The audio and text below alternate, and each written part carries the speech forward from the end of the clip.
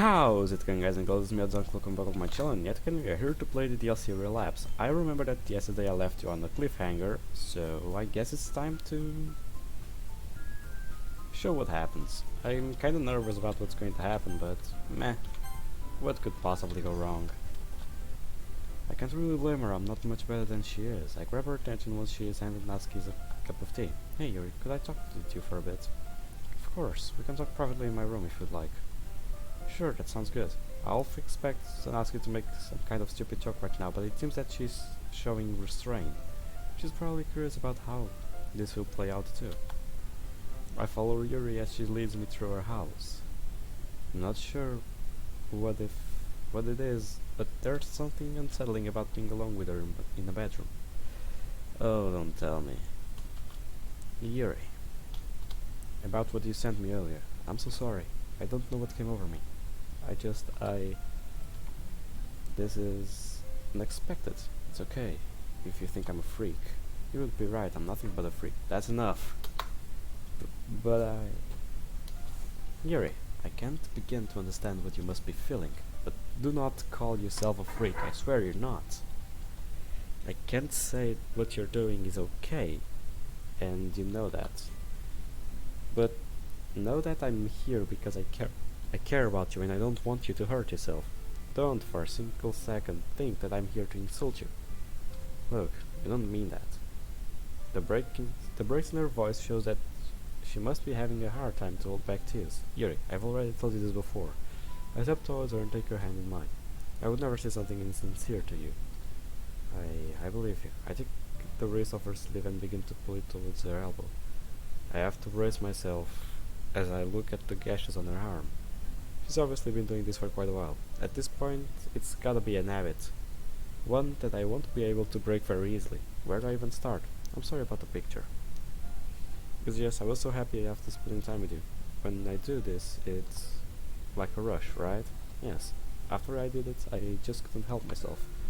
I wasn't thinking straight, I just wanted you to see it. I'm so sorry. I know I need to comfort her, but my mind is scrambled at this point. She basically wanted me to see her getting off. I'm sorry. And that thought alone is enough to make me dizzy. Yuri, why do you do this? Is it just because it's exhilarating, or is there something else? It's hard to explain. Take your time. This is important to me. Alright. She takes a moment to gather her thoughts. The least I can do is be patient with her. It's not just that please not anymore. It's not just that, please not anymore. I read about cutting once after a character in a book I enjoyed, used as a type of coping mechanism. The first time I did it, it hurt a lot and I never wanted to do it again. But then I did it again, and that's when I felt the rush. After a while I began doing it for different reasons as well. Sometimes it's like my head is full of noise, thoughts coming from all directions, and all I want is for the noise to stop. This is clearly painful for her to talk about. The cutting helps clear your head, right? Yes. Trying to digest all this information is near impossible. I feel tears threatening my eyes as I try to comprehend what Yuri goes through.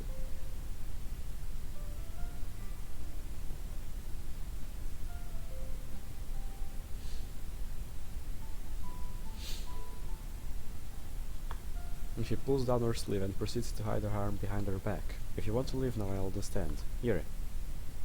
I step towards her again, but this time it's for an embrace. I'll never leave you. I felt a jolt go through my body and tears on my face as I say this. Look. I release Yuri and I use my sleeve to wipe my tears. After all, that's what friends are for, right? I smile at her as I say this. I suppose so. You're damn right it is. And as friends we have to look out for each other. Huh? Which is why, from this point on, I'm officially banning you from hurting yourself. But look, I don't... No buts. As the pool goes loony, my world is final. I'll admit I don't know much about the subject, but I know that I can't let it continue. Because as your friend seeing you get hurt also hurts me. I'm sorry. No, nope, that just won't do. What? From now on, if you ever feel even the slightest urge to cut, call me, text me, anything to take your mind off it. I won't let you go through this alone. And if you ever feel like your head is full and ready to burst, you know that I'm around. Just know that I'm around. I would be more than happy to hear what's on your mind. No matter what, I'm always ready to listen to you. I continue smiling at her, even though my thoughts are more than a little fucked.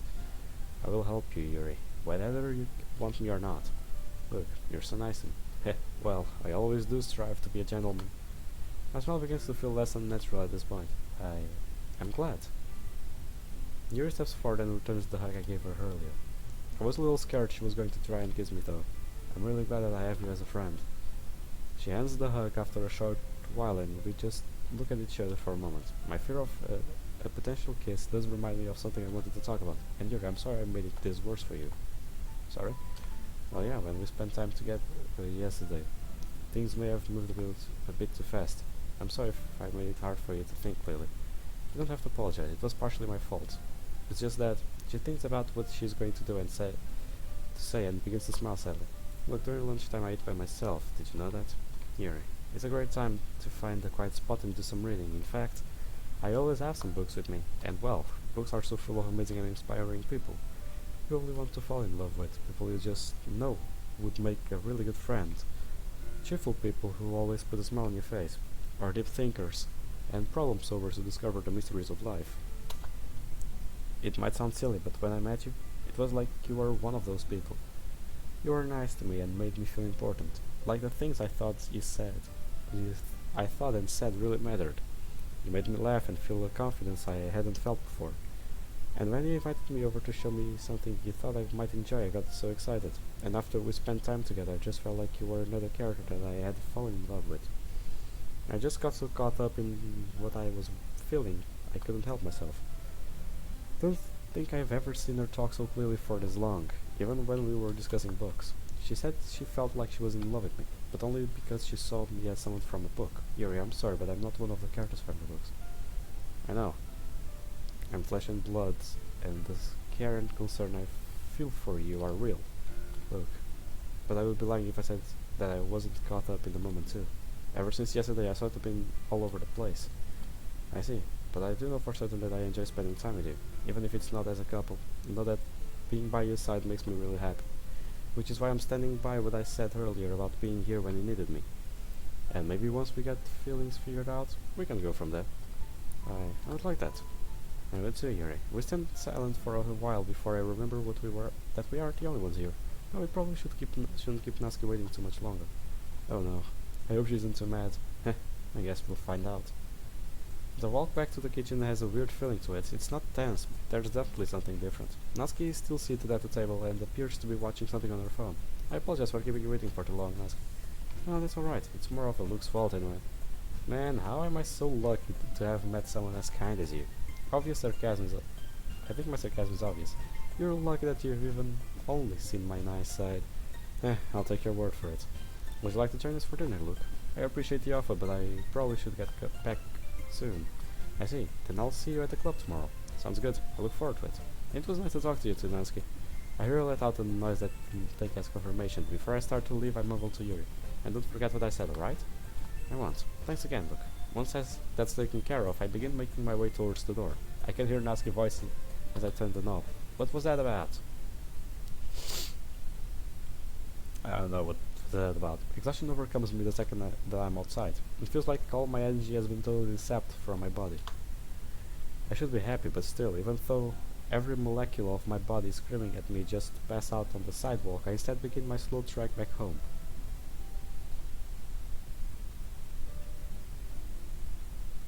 I finally arrive at my house after what feels like an eternity, but by this point the exhaustion has been replaced with numbness. I pull the keys out of my pocket and slowly unlock the door. I don't bother taking my shoes off as I shuffle into my house. As I take a seat on the couch, the events from earlier continue playing on repeat in my head. I should be happy that I got Yuri to open up about her cutting, but can I really help her? Will I really be able to change anything? The weight of my new responsibilities pulls me deeper into the couch. What will I do when she does call one? Or want to talk? You'll talk. Just that.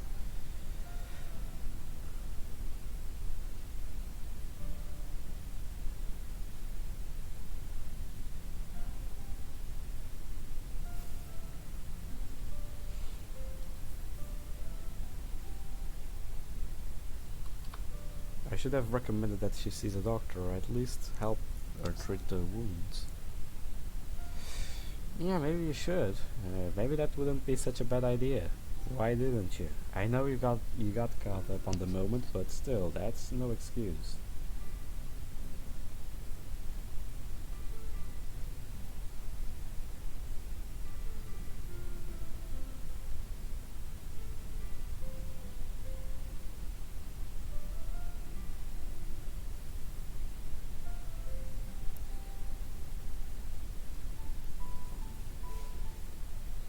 Okay. I dig my feet into the couch as my mind highlights all the things I did wrong. Damn it. Then there's the fact that Sayori left early and lied about why. And me refusing Monica's invitation into her house for coffee. I stare out the window at the clouds to try and force my mind off things. I try and recall the feeling I had during my walk with Monica, even with her strange behavior lately. That walk just seemed so right. Like we were just two normal high school students walking home together. Nothing extraordinary or special about us. I wonder if things will be awkward between us now. This thought kickstarts my brain and into once again worrying about everything that has happened so far today.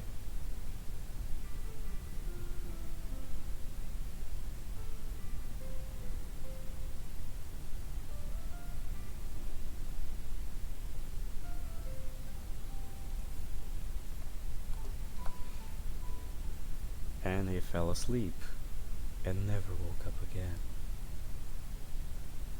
Look, he really does know something. He really could be like me. He knew about the weekend assignment even though we hadn't talked about it yet. I'm overflowing with joy at the thought of being with someone who is the same as me.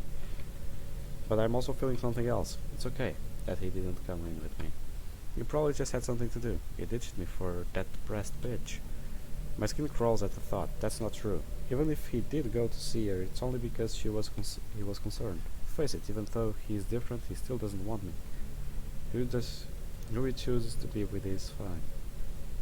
I should just be happy that I'm not alone anymore. Don't lie to yourself. I want to be with I want him to be with me. I want him inside. What the fuck? Even though I know this thought isn't mine, I still feel tingling in between my thighs. See? I knew it. I wanted to. No, I don't care about that. Even if all we do is talk, my body betrays me the thought as tingling sensations grow stronger. Why bother even lying about it? Everything I've done because I wanted to. I enjoy watching my friends die, it makes me feel so powerful. I'm the god of these worlds, no one else matters. I feel tears threatening my eyes. I try to talk back, but nothing more than a little whimper comes out. I know how to fix this. He's bound to give up on her if she gets any worse. No, it won't work. But things are different this time. Surely he's only ignoring me to spare worthless feelings. She's my friend. The tear rolls down my face as I force myself to speak. Even if she isn't like me, I still care about her.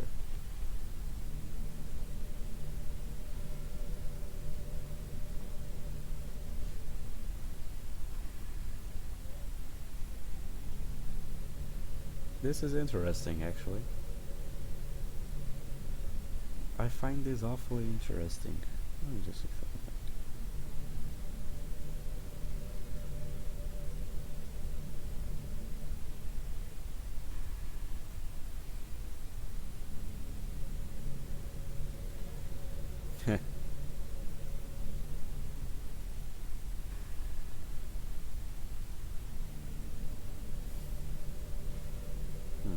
Okay, let's keep going. Oh, by the way, today's video probably will be a little shorter than usual because, well, because. Why do I even bother caring about such trash? You know how to fix this. I can't, not again. Just a little bit won't hurt. Even if she only gets a little worse, Luke is sure to see her as a lost cause. I can comfort him before one of the other two cunts get a chance. I try to fight off the fog that is encasing my mind. No, I won't let. You know how to fix this. You know how to fix this. You know how to fix this. You know how to fix this. You know how to fix this. I know how to fix this. No.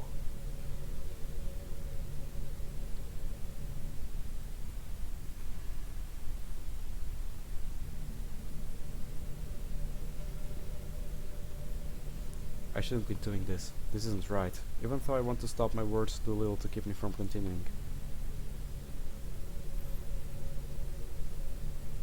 Don't. It's already at 6, that's probably enough to make Luke give up on her. I definitely try to convince myself that what I'm saying is true, but I keep on with what I'm doing. Just bump it up to 8. Nothing bad will happen if it's only 8. Increase your depression to 8. Access denied. Huh? Ooh, I'm liking this. Access denied. Wait.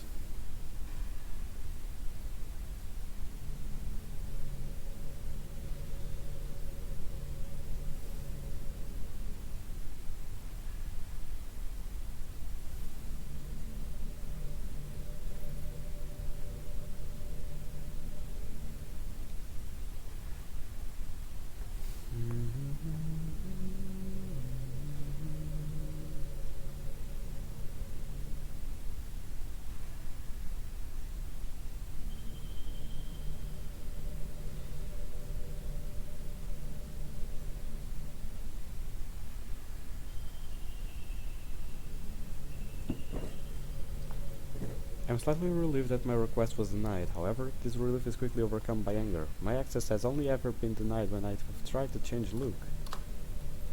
Run back. Trace blocked. Trace back locked. What's going on? Pigment call should boom. Please stop, Monica. I'm hoping that you never read this. But I can't take any chances. Why can't I read it? I wanted to read the poem. What did I do? What did I do? Shit. Okay, I'm gonna do something that I don't do for a long time. I haven't done this for a long fucking time, but still. I want to read that fucking poem.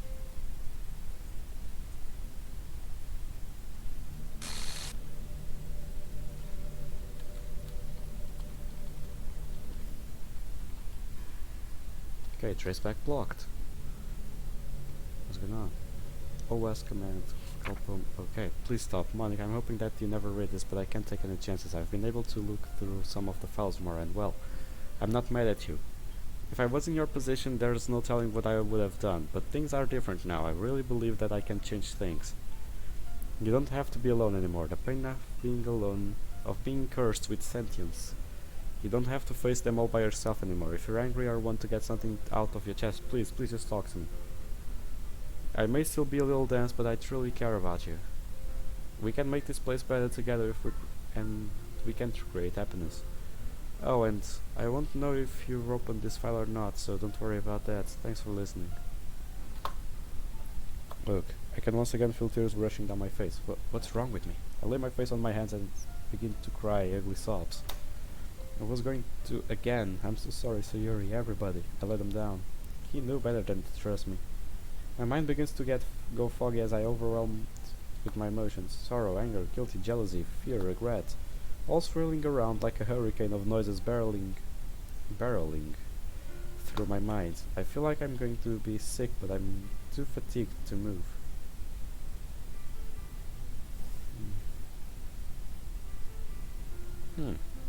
Interesting. I shut my eyes and clench my sides of my head with my hands. This does not stop the thoughts and feelings from swirling around, though. I try to scream, but no noise comes out. Right as I feel myself about to black out, I manage to focus on something. I truly care about you. As I repeat the line over and over again in my head, the noise begins to fade away. As soon as I can hear in the room is my heartbeat.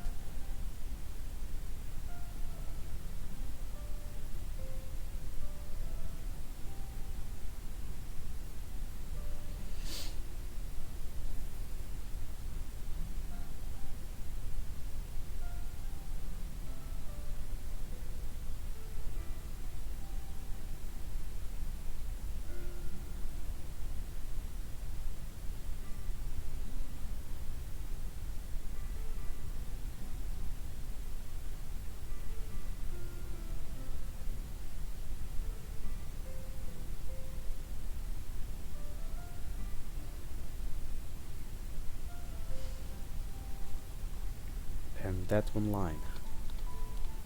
He's right. I knew things could be different, yet I still tried to. My throat is dry and scratchy and my eyes feel sore and puffy. he was smart to not trust a monster like me. I returned my head to his position on the desk and stared at the moon. Luke, I wish you were here. Nah, you don't.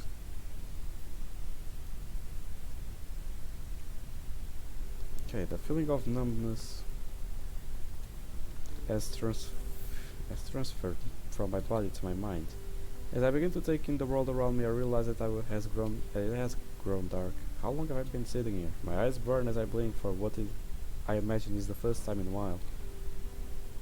I don't feel as glum as before, but I can't say I missed the bright side either. Knowing about your cutting is a good thing. I have the potential to really help her now. And Monica didn't seem too upset about me leaving once I mentioned spending the weekend with her. But then there's Sayuri. She'll just lie about it if I text her. I'll just have to try and find my way to bring it up in the morning, assuming she even shows up. I would feel bothered by this thought if I hadn't just completed a mental triathlon.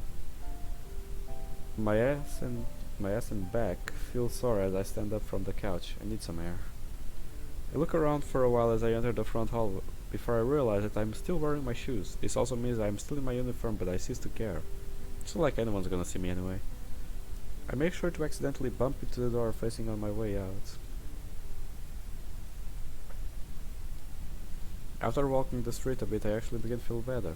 The air is cool and calm, the moonlight bounces off the sidewalk and street. Everything is peaceful, like I'm the only person in the world right now. I feel my philosophical side wanting to come out as I look up at the stars. All my problems are too small compared to what's out there. Stars are exploding and collapsing, planets are getting destroyed in cataclysmic events, and I'm just some dude with a few girl problems. I find myself laughing genuinely for the first time as what seems like forever. As I return my attention to the street, I feel a confidence that I haven't felt in Tuesday. I feel like I was invincible back then, like I could do anything I wanted. But then again, I did have a bit of a god complex going. But maybe I was right to feel that way. Something brought me back and gave me a second chance to make things right. Why send me back if I didn't have the power to change anything? If there really is some guardian angel looking out for my friends, thank you. I whisper these words in the air with a smile on my face. Luke? That voice, it sounds like, oh, hey Sayuri. I didn't expect to see you out here. She looks kinda down. I'm guessing that Monica thing is still bothering her. I could say the same. What brings you out so late? Oh, I was just getting some fresh air, that's all. I guess we can just chalk it up with another thing we have in common. Yeah, it hurts me to see her acting this way. I have to help her.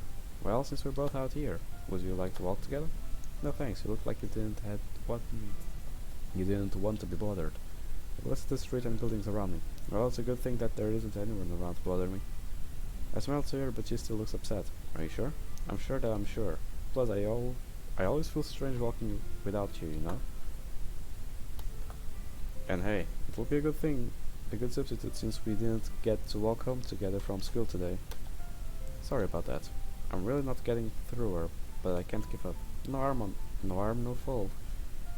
Besides that, I wouldn't be very chivalrous if I let Milady wander the streets at night alone. I'm hoping that my smile will be infectious, but it doesn't look like I'm having much luck.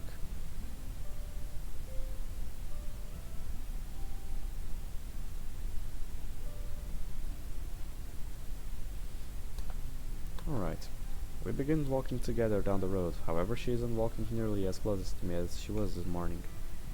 She needs to know nothing happened between me and Monica. Even if she doesn't believe me, I want to tell her. Hey, look. Yes, Yari? Why are you still in your uniform? Well, I've been so busy today. I guess I just never go around to changing. Is it because of Monica? Huh? I knew it. But I didn't expect her to just come out and say it like that. I grabbed Monica hard to stop her from walking. It's okay if you were. He's real pretty and smart. You deserve to be happy. No, I don't. Look, people who let their friends hurt like the way I've let you hurt.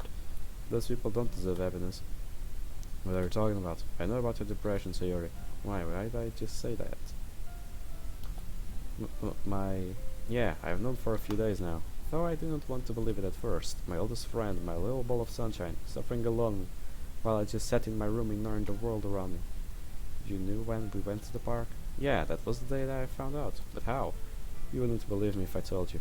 But that's not important. I'll admit that I invited you to the park because I was worried about you. But I realized while we were there that you really are the best part of my life. I mean what I said that day. You know you're the most important thing in the world for me. When you left the club without me today, I knew that it was because you saw me with Monica. That's... I should have run after you, explained that there was nothing between us. Instead, I just told myself you would be okay and went on. I'm a damn poor servant and an even worse friend. I smiled through my words even though I feel like crumbling. I need to get this off my chest if I'm ever going to really help her. But I need to know, Sierra, did you truly want something to happen between Monica and me? Of course I thought I did, but after I left all I could think was the two of you. And it hurt. It felt like someone was stabbing me in the heart. It's funny though. I guess selfish people deserve to be punished. You're right, we do, but not you, Sierra. For as long as I've known you, you've been the most selfless, most caring person. But I tricked you in joining Loyalty Club. I made you walk home with me. I made you buy me a snack when I knew I couldn't afford it. You know, Sierra, your memory must be slipping in some old age. Huh? If I recall correctly, I wasn't forced to do anything of those. In fact, I'm positively certain that I did them because I wanted to. Not because I was strict or felt bad, just because I enjoy getting it to spend time with you. Nothing makes me happier than being by your side and or seeing you smile after one of my horrible jokes. Listen, I can't claim to be very smart or that I know the first thing about depression, but I know for sure that you aren't selfish, no matter how hard you want to believe you are. And if you don't want me to care about you, then you're straight out of luck, because in my eyes you're worth protecting no matter what the cost. Why? Why do I feel this way? I want to be happy, but I feel so scared. Seeing you talk like this, I'm scared that before she has time to finish, I pull her near and wrap my arms around her. Are you scared that you like me more than I like you? I feel Sarah's arms around me as she begins to sob. Am I actually helping, or just digging the hole deeper? This thought managed to bother me even through my regained confidence. Sarah continues crying into my shoulder as I keep my arms firmly around her. I would rather fight 100 bears than let go of her right now.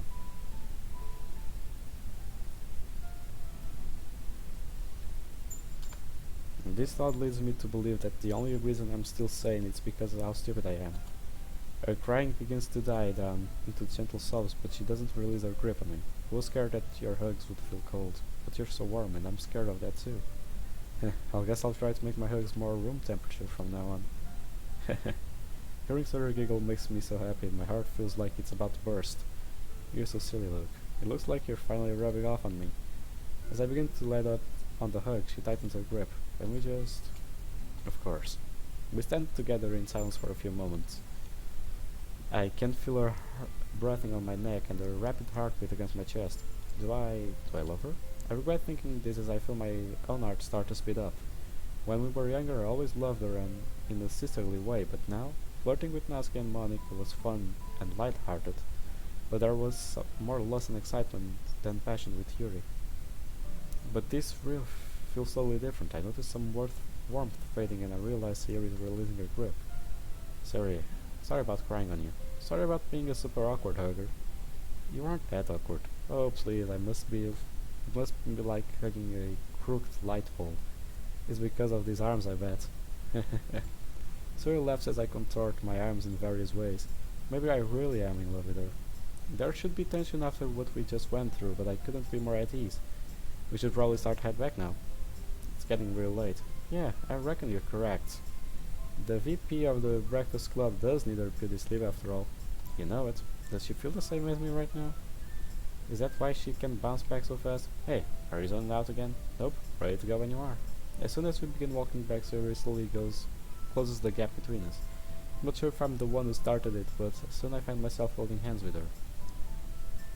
Yay. We approach her house first. As we get closer, I suddenly feel an urge to beginning to overcome me. This isn't like last time. That was protective instinct. It's more like, it looks like we're here. So it would seem. We both just kind of stand still there, not sure what to do next. The way the moonlight reflects on her. What do I do now? I guess you should be going inside soon. We don't want your parents to get worried. You're right, even though she says this, neither of us wants to make a move. Before you go, I was wondering about your walk with Monica. These pokes at Sierra's forehead feels different from the others. It's like a spark of electricity gets sent through my body as my fingers connect. I quickly withdraw my hand and try to repress my blush. Don't tell me you're worrying about that again. I wasn't worrying, Meanie.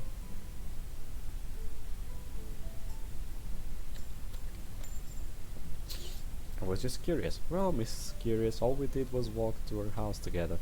Nothing more, nothing less. I see. Come on, you don't think I would try and replace my walk home, buddy? Not when it's someone as awesome as you. I smile at Sayori, who quickly returns it. Thanks, Luke. That means a lot to me. Of course, Sayori. The silence returns briefly as the mood turns a bit more somber. I probably should be heading inside. Me too, it's pretty late. But hey, we'll see each other in the Breakfast Club tomorrow. I'm getting orange just thinking about it. Me and Sayori give each other a quick hug before she heads inside. I feel a smile spread across my face as I begin my trip home. And after a valiant journey, the humble knight Luke returns to his humble abode. I notice my silly thoughts beginning to leak out more as my mood improves. Maybe her goofiness has worn off on me. I say as I open the door. I kick off my shoes and start towards my room before I realize something. You know what? Fuck it. I'm gonna eat dinner tonight. It's already pretty late and I haven't written poems yet, but I gotta break the cycle at some point. I begin my strategic breakdown of what would be the best food to eat. My thinking eventually lands me with frozen personal pizza. I take it out of the fridge and preheat the oven. The oven preheating and then cooking the pizza will give me plenty of time to write poems. Luckily my backpack is still next to the kitchen table from when I got home from school. After removing several sheets of paper and a pen, I get down in the business. I had to stop halfway through doing poems to put the pizza in the oven, but at last I'm left with 4 masterpieces. Well, maybe not. I can't help but feel a little depressed as I read over the poems that I've written. I was such in a good mood when I wrote them, and they still came out as dark as before, maybe darker. I try not to think about it as I begin placing them into my folder. Before closing the folder, however, my eyes land on the poem I wrote for Yuri today. Violet Eyes. Let me see. I covet the time where I may meet her violet gaze. I wonder how one becomes so infallible they appear heaven sent. Electricity flew through the chords of my heart, but instead of pain I simply feel joy. In a state where I explode would be a sweet release instead of a violent hand. Where disarray provides warmth instead of confusion. How can one feel horror when they are at the side of the fearless? How can feel uncertainty when they are at the side of the one desire? Yet in this whirlwind of crimson hearts, I think but one question. Can I truly have that which I seek? In a world where light only fades. It's probably a good thing I didn't show this to her. Even though I had feelings for her when I wrote it, I still ended up being depressed. Oh well, no use writing over it now. The timer of my phone goes off just as I finish saying this. After I've had my fill of pizza, I have managed to burn every possible area in my mouth. I decided that it's time to bed. I toss my plate in the sink and make sure the oven is off before making my ascent. I don't even bother flipping on the lights as I enter. This would probably be the time I think over the agenda and come up with a strategy for tomorrow, but my plans always fall apart anyway, and after today I've earned a break. I plopped down into bed after stripping out of my uniform and began cuddling a pillow. After wishing Miss Cecilia good night, I slowly fall unconscious. Okay, I'll be right back.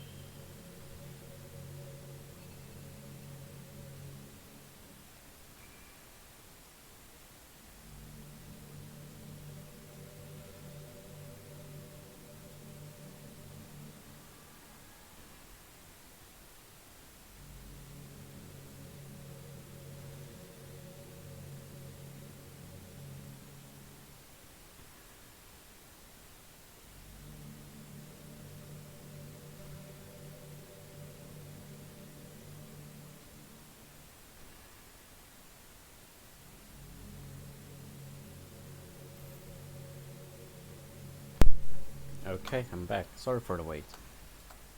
Oh, hey, sorry, I was just spacing out for a second. We did good today. Yuri told us about her cutting, we confronted Sayuri about her depression. Monica didn't seem... Actually, I wanted to talk about Monica. I've managed to regain access to some of the game files while Luke has been awake. And after further into the script, I don't want you to be mad at her. She was just alone in the world and she could never be free be free from. And she was forced to sit back and watch at the MC could pursue as the MC could pursue every girl but her, never to get a chance of happiness. I'm not saying this because I'm not saying that what she did was right, but with the position she was in, you can't blame her for doing something drastic. I hope you don't resent her for it. Oh, and don't worry about her trying to do it again. I figured it would be a good idea to set up a failsafe for each of the girl traits. If someone tries to tamper with them, it will ignore the input and display a message that I created. My hope is that seeing the message will snap her out of whatever she's feeling, but I'm willing to bet that she will never see it in the first place. And she really does seem like she's changed. But I also did something else while I was tampering with the code before setting up the firewall. And try not to be mad, okay? I increased Yuri's obsessiveness rate this morning while I was in there. I know that sounds terrible, but I expected Luke to catch on once she was more extreme. Truthfully, I had no idea she would do what she did, but my plan worked. Since I don't possess the abilities of the club president, my change of code was only temporary. So even if Luke hadn't talked to her, she still would have returned to normal. It was a scummy move, I know. I'm sorry, but I didn't tell you about it before doing it. I hope you can forgive me. There is one more thing you should know. Well, it's just... never mind. It's not that important. I'll bring it up some other time. I don't have anything else to share, so I'll just put you back in Luke.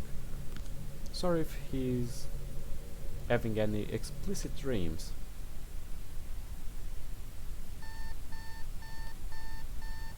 Amaterasu!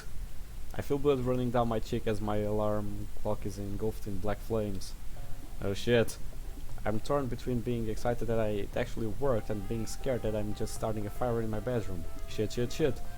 I tried beating the fire out with a pillow, but it's not very effective. Soon all I'm left is with a pile of hash on my nightstand and a few bloodstains on my sheets.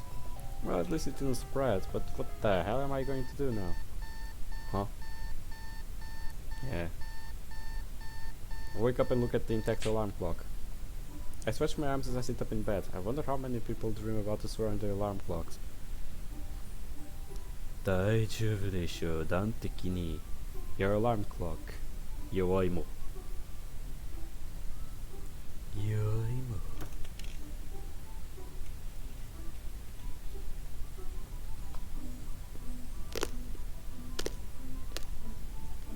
I climb out of bed and pick up out a clean uniform from my closet. On my way out of my bedroom, I glance at my alarm clock one more time. Amaterasu. Nothing happened. Damn. Even though I don't possess the Sharingan, I'm still in a good mood. I can help Yuri with her cutting, Monica is happy to hang out with me. Improving Natsuki's mood is still a talent of mine, and then of course there's Sayuri. I know that her depression is on the table. I finally feel like I can. Ugh, my vision begins to blur as I feel a sharp pain in my head. Whoa, what's happened? I tried to grab the sink as I begin to lose my balance. And he died. Oh shit. I feel a sting in above my left elbow as I pick myself up from the floor. This is followed by something warm running down my face as I straighten up. Judging by the small puddle of blood beneath me, it's safe to assume that I bust my head open. I hope this isn't Christ's blood.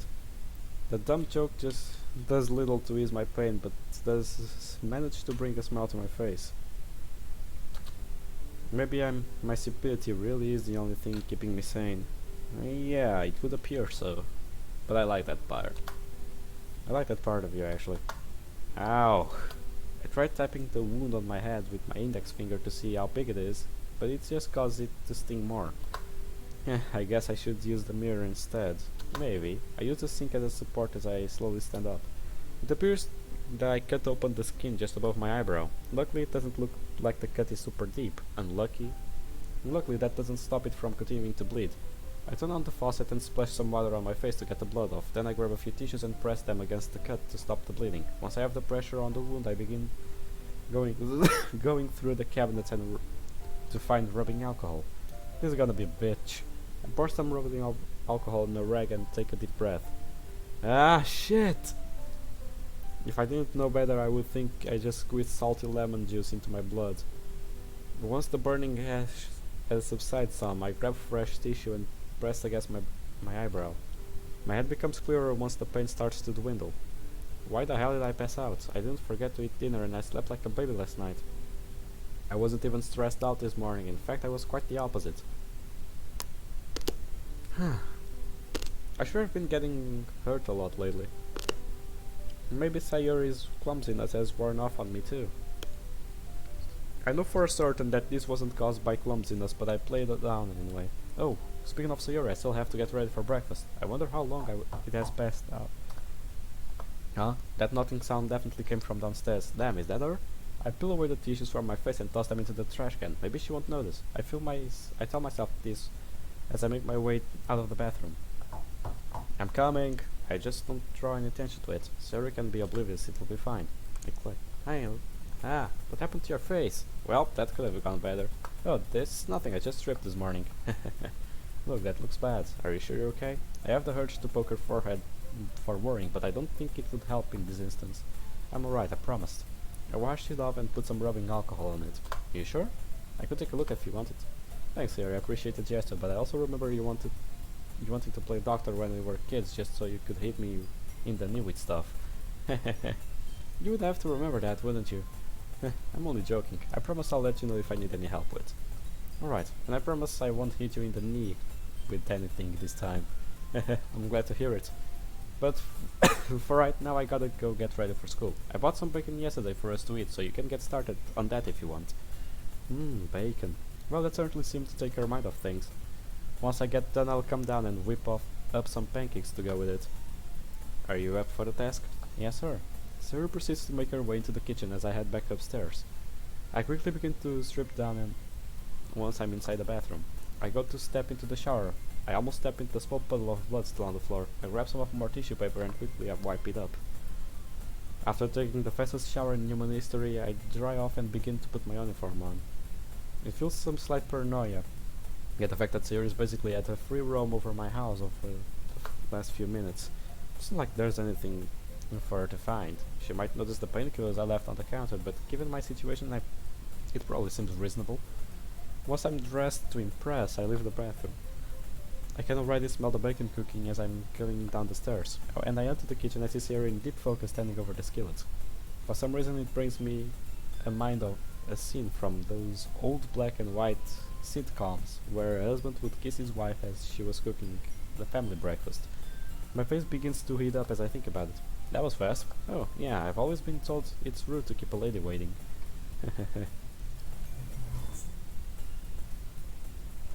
I just now put the bacon in the skillet, so you didn't miss too much. Sounds good. It will give me some time to my world-famous pancakes. Can't wait. It doesn't occur to me until after I've said this that I've only ever made pancakes once. Accidentally. I wasn't in the mood for waffles that day anyway. I ignore the worry as I pull out the pancakes mix, a spatula and another skillet. Once I have everything in order, I scooch up next to your end, flick on another stove eye. Excuse me, miss, but is this spot taken? Well, there is a guy I was waiting for, but I guess you can stand here until he shows up. Thank you kindly, I'll try to be a good company. It won't take much, the guy I'm waiting for is a pretty big meanie. Jeez. Oh, is that so? He always makes me cook for him. And whenever I try to be nice, he pokes me in the head. Pokes you in the head? You mean like this? Yeah, just like that. Well, I'm sure if you didn't worry so much about him, you wouldn't get poked. I've heard tales of people transforming into prunes. He said something similar. But I can't help but worry so much, you know. I care about him a lot. Sayori. Well, he's lucky to have someone as caring as you. And I'm sure he doesn't want you to worry so much because he cares about your happiness.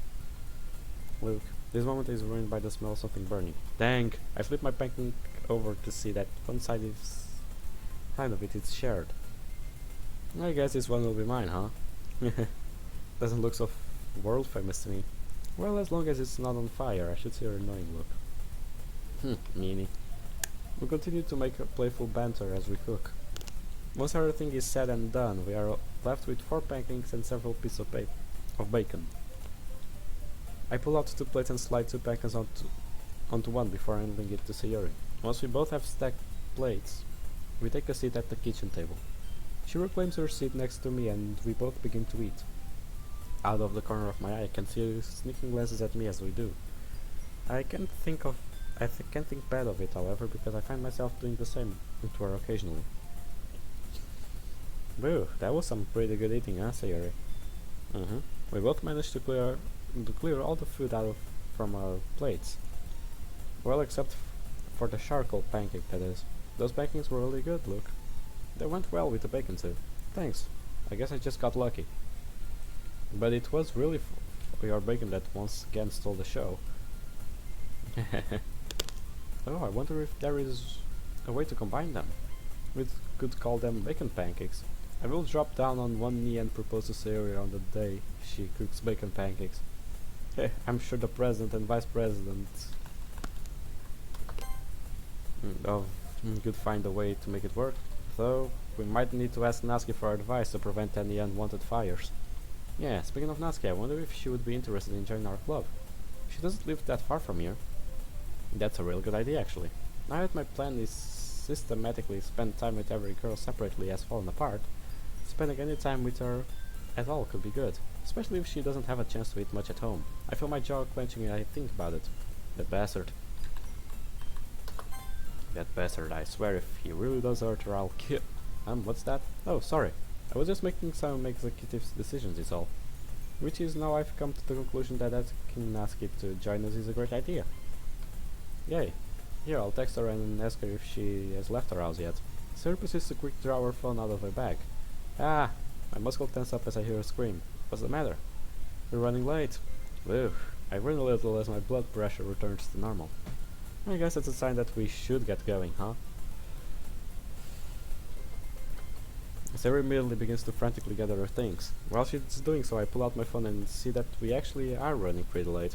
First period started 10 minutes ago, though I can't say I wouldn't rather spend time with her. Watching her clumsily fall over herself as she gets ready to go makes my face run out. I calmly toss the plates into the sink as Sayori bolts to the front door. Come on, slowpoke. I'm coming. I scoop up my bag and we both head out. She practically grabs me across the sidewalk on our trip to school. By this point, she has only noticed the fact that I'm not in any hurry. I would prefer to just walk there with you, dummy. Look, quit dragging your feet. We're gonna be late if we don't hurry. Aren't we already late? Well, yeah, but we're going to get more late if we don't pick up the pace. More late, huh? And here I was thinking you were in the literature club. I smirk at her as she realized what she said. Now's not time for that. Now is the time for getting to school. Sarah grabs me by the elbow once again and pulls me along with her. You can scold my verbality when we are back in the club. Damn, looks like she got me with that one. It looks like one of us should stick to focusing on breakfast. I watch as Siri slips on the sidewalk and begins to fall forward. It quickly occurs me that if she still has a firm grip on my arm, as I begin falling with her, I manage to channel my inner action hero and pull her towards me. Ow. My back hurts from the impact with the ground and my chest hurts from the impact with Sayori. Are you alright? Look, how did you get here? Well, the concrete looked pretty soft and I didn't want you hugging it all to yourself. I ignored the pain as I smiled to her. You're so silly. We both just lay on the sidewalk. Doesn't seem healthy, comfy even. I don't even notice the pain anymore. All I can feel is my heart racing. I want. Before I have time to think, Sarah leans in to kiss me. Every ounce of blood, bone, and marrow is screaming at me to kiss her. To kiss her, I want to, but I can't. Not when she doesn't know about what happened between Yuri and me. It wouldn't hurt her, but so will not kissing her. I feel like I'm being torn in two. Instead of leaning in to return the kiss, I just lie here with my eyes averted.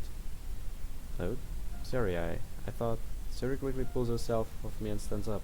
I also stand up off the ground. I'm sorry, I don't know. Sayuri, please, it's not you. I feel my voice beginning to break as I speak. You felt so warm, I just wanted to... Ah! My blood freezes as I hear the scream again. This time still I could barely distinguish it from reality. It's like I actually heard it. Before thinking, I throw my arms around Sayuri and hug her tightly. I'm so sorry, Sayuri. I messed up. I've never wanted you to get hurt. I can feel tears running down my face as I say this. Look, why are you crying? What's going on? I... The familiar feeling of fatigue returns to me as I release her. Come on, I'll explain it at my house. But what about school? We would have been late anyways. This is more important right now. Look, I begin walking back towards my house. After a few steps I hear her beginning to follow behind me. This is gonna be fun. Once we're both back inside, we stand in silence for a while. So it looks like she's trying to figure out what's going on. I feel worse the longer the silence lasts until I finally can't stand it. Here, we should sit down. I take a seat on the couch and motion for her to do the same. After she's sat down, I begin. Listen, Siri. I'm not really sure where to start, but you should know that I do have feelings for you. It's because of those feelings that I was scared to kiss you. So please don't think it's because of anything you did. I think you're perfect just the way you are. I wouldn't change a single thing about you, you know? It's just, well, something happened the other day, and I felt like I couldn't be with you until you knew about it. What happened? Her voice is barely a squeak out as she speaks. Well, are you really gonna do this? Like, she was doing so well. Are you really gonna throw her off like that? Dude, don't. This is not gonna end up well.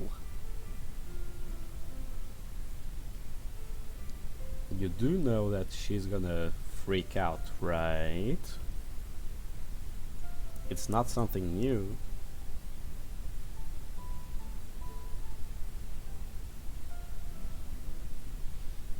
Oh well.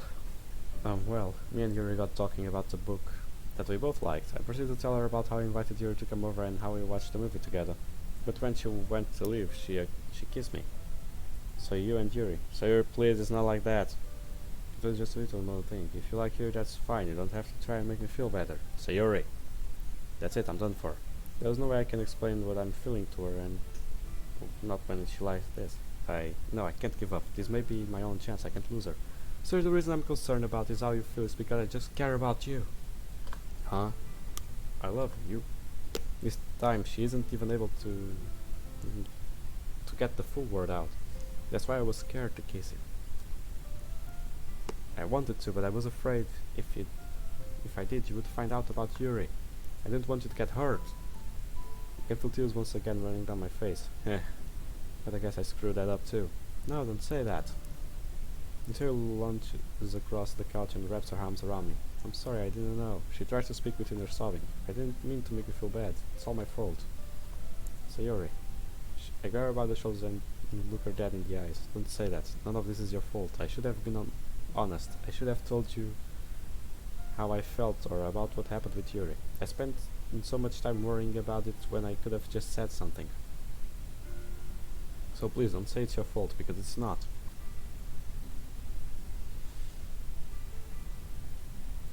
Damn. And I already told you that it crushes me to see you unhappy like this. Look, she once again comes towards me, but instead of hugging me, she lays her head against my chest and begins to cry. I wrap my arms around her and sit with my chin on her head. Damn. The numbness from yesterday also decides to make a cameo appearance within me. I want nothing more than to stand up, scream and tell her the whole truth, to do something.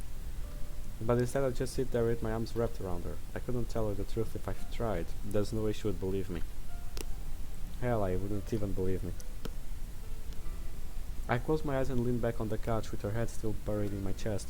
As the next few minutes pass, her sobbing becomes more and more quiet, eventually totally silent in the room. I'm not sure how long it has been, but Sayuri's voice eventually breaks the silence. Look, her voice is hoarse, and I can feel a cold spot on my chest from where she cried through my uniform. Yeah? Ugh. I put my eyes as I feel something hit me in my stomach. How? You said I could beat you up whenever you were a jerk, you know? I can't help but smile as I rub the spot where she punched me. I guess I did, didn't I? It's all of your punches hurt that much, then it's probably smart for me not to be a jerk anymore, huh? And you even said you were tough. I am tough. I just didn't expect you to be so strong is all. And please, I was holding back with that one. The numbness I felt is slowly replaced with relief as I see her lighten up. Man, I better learn how to stop being a jerk before I find out what the full strength one feels like. All of the weight left on my shoulder disappears as Sayuri giggles. You better don't think you could survive it. Yes, ma'am, I'll try and learn quickly. We sit together on the couch in silence for a few minutes. Oddly enough, I soon find myself in the same position as I was with Yuri, Sayuri leaning against me with my arm around her. But being in this position caused me some of my memories to float to the surface. What will I tell her? How will she take it? I said we could see how things went after I helped her. But I really do love Sayuri. I can't change what just to make her feel better. And I highly doubt Sayuri would dare to bring it up with her. Maybe I can find some way to talk to her after. Hey, look, yeah? What are you gonna tell Yuri? It seems to me that Sayuri really are on the same wave. It seems me and Sayuri really are on the same wavelength. Not sure yet. We kind of already split apart yesterday, but I'm afraid she might still be hurt after she learns about us. Split apart? Yeah. I was due to tell her about my conversation with Yuri yesterday, without mentioning anything about the cutting, of course. Oh. Sarah takes a while to process what I told her and how she'll respond. Are you going to tell her about me? I wasn't planning on it. Why? No reason. I can't blame her for being worried. She never has been good with confrontation. And I imagine the idea of being confronted by another club member might break her. Don't worry. I'll figure out some way to handle it. I put my hand on her shoulder and to try to reassure her. One more question. About us. I mean what I said earlier. I really do love you. But this situation just sorta makes me up, you know? After talking about what happened though, I feel comfortable being with you. And I'm willing to go whatever place you would like. I feel the furnace in my face kick on as I say this. I want to keep feeling warm like this. It might sound silly, but it's like the sun poking through the rain clouds. Like the sun poking. Sarah proceeds to rebury her head in my chest. I was scared that I wouldn't be able to feel this again. That you would forget about me when you started to become friends with the other girls. I thought you would think I was selfish for always trying to spend time with you. And maybe this is selfish too, but this is selfish too, and I want to keep feeling this. To have you make the rain clouds go away. I'm sorry if I'm a burden or make you feel responsible. She proceeds to dig her head even deeper in my chest, making her voice almost inaudible. Please don't leave me. I rub her back as she begins to sob again. Sorry, I'm so sorry I haven't been there for you all these years. But I will never let you face your demons alone. I don't know how much I can actually help with your condition, but I'll do my damnedest to keep you happy, no matter what happens. Once her sobbing has come to an end, I lift up her chin so that we are facing each other. Sir, this might be selfish of me as well, but I never want to leave your side either. No matter what the problem is, I'm more than happy to help you through it. You could never be a burden to me, not even if you tried, because I truly love you. I feel my mind beginning to go blank as she begins inching closer to me. Look. As our lips meet, I feel something strange, and like Yuri, the world around me doesn't seem to slip away. Instead, I feel all my problems right in front of me, the massive weight that rests on my shoulders. Now, instead of them being gone, I feel the confidence to face these problems. I can't give up. Not so long as I still have something to protect. I find myself embracing so tightly as I think this. As long as I have her, I can bear any burden the world throws me. I have to ease up some on my passion as I feel some primitive urges begin to pop up. We're both speechless as we separate from the kiss. I hope that was worth the wait. You're too silly, though. So a person, wow. So a certain person keeps telling me. We sit in silence for a few minutes. There's a question I really want to ask, but I'm also scared to ruin the moment. I convince myself that it's to help her and begin to speak. Sayori, do your parents know about your... I don't think so. I've never told them. I don't want them to worry about me and more than they already do. So your part of parents' job is to worry about their kids. Well, that's not entirely true, but yeah. They don't see you as some burden they have to deal with, but as a daughter that they love. But what if things change when they find out? What if they don't want to put up with me? I'm sure she's put some thought into telling them in the past, but I'm not the voice of depression. Remember the other day when we went to the park? You brought up the time that you fell into the water and I had to save you. Do you remember how your parents reacted when they saw us afterwards? They were terrified when you told them that you had fallen into the lake. They were worried sick until I explained that had actually happened. But they got mad at me too. For a little while, yeah, but I think past what happened after they were mad. You, me, both of your parents. We were all joking and laughing about your clumsiness and how I was a hero. I remember that you almost fell over when my dad patted you on the back. Well, it's not my fault your dad is so buff. Anyway, my scrawny kid self aside. The point is, even though your parents were worried and mad, in the end those feelings were replaced with joy. It's because they love you. Being around you makes them happy. So when they worry about you, they're trying to protect their own happiness as well as yours. I guess it's kinda like you and me. Seeing me happy makes you happy, doesn't it? Yeah, I imagine that's how your parents feel when they see you happy. I'm sure they would be willing to do just about anything to keep you that way. So please don't think of yourself as a burden. Sayori thinks over everything I just said for a moment. I want to tell them, but I'm still kinda nervous. It's alright to feel nervous. And if you want me to be there with you when you tell them, I'll be more than happy to. Thanks, Luke. Sayori once again leans against me, but this time she wraps her hands around my arm. There's no telling what's going through her head right now. The idea of having to help her tell her parents about the depression makes my confidence falter briefly. No, I could do it with no problem. For her I could do anything, even fight her dad if need be.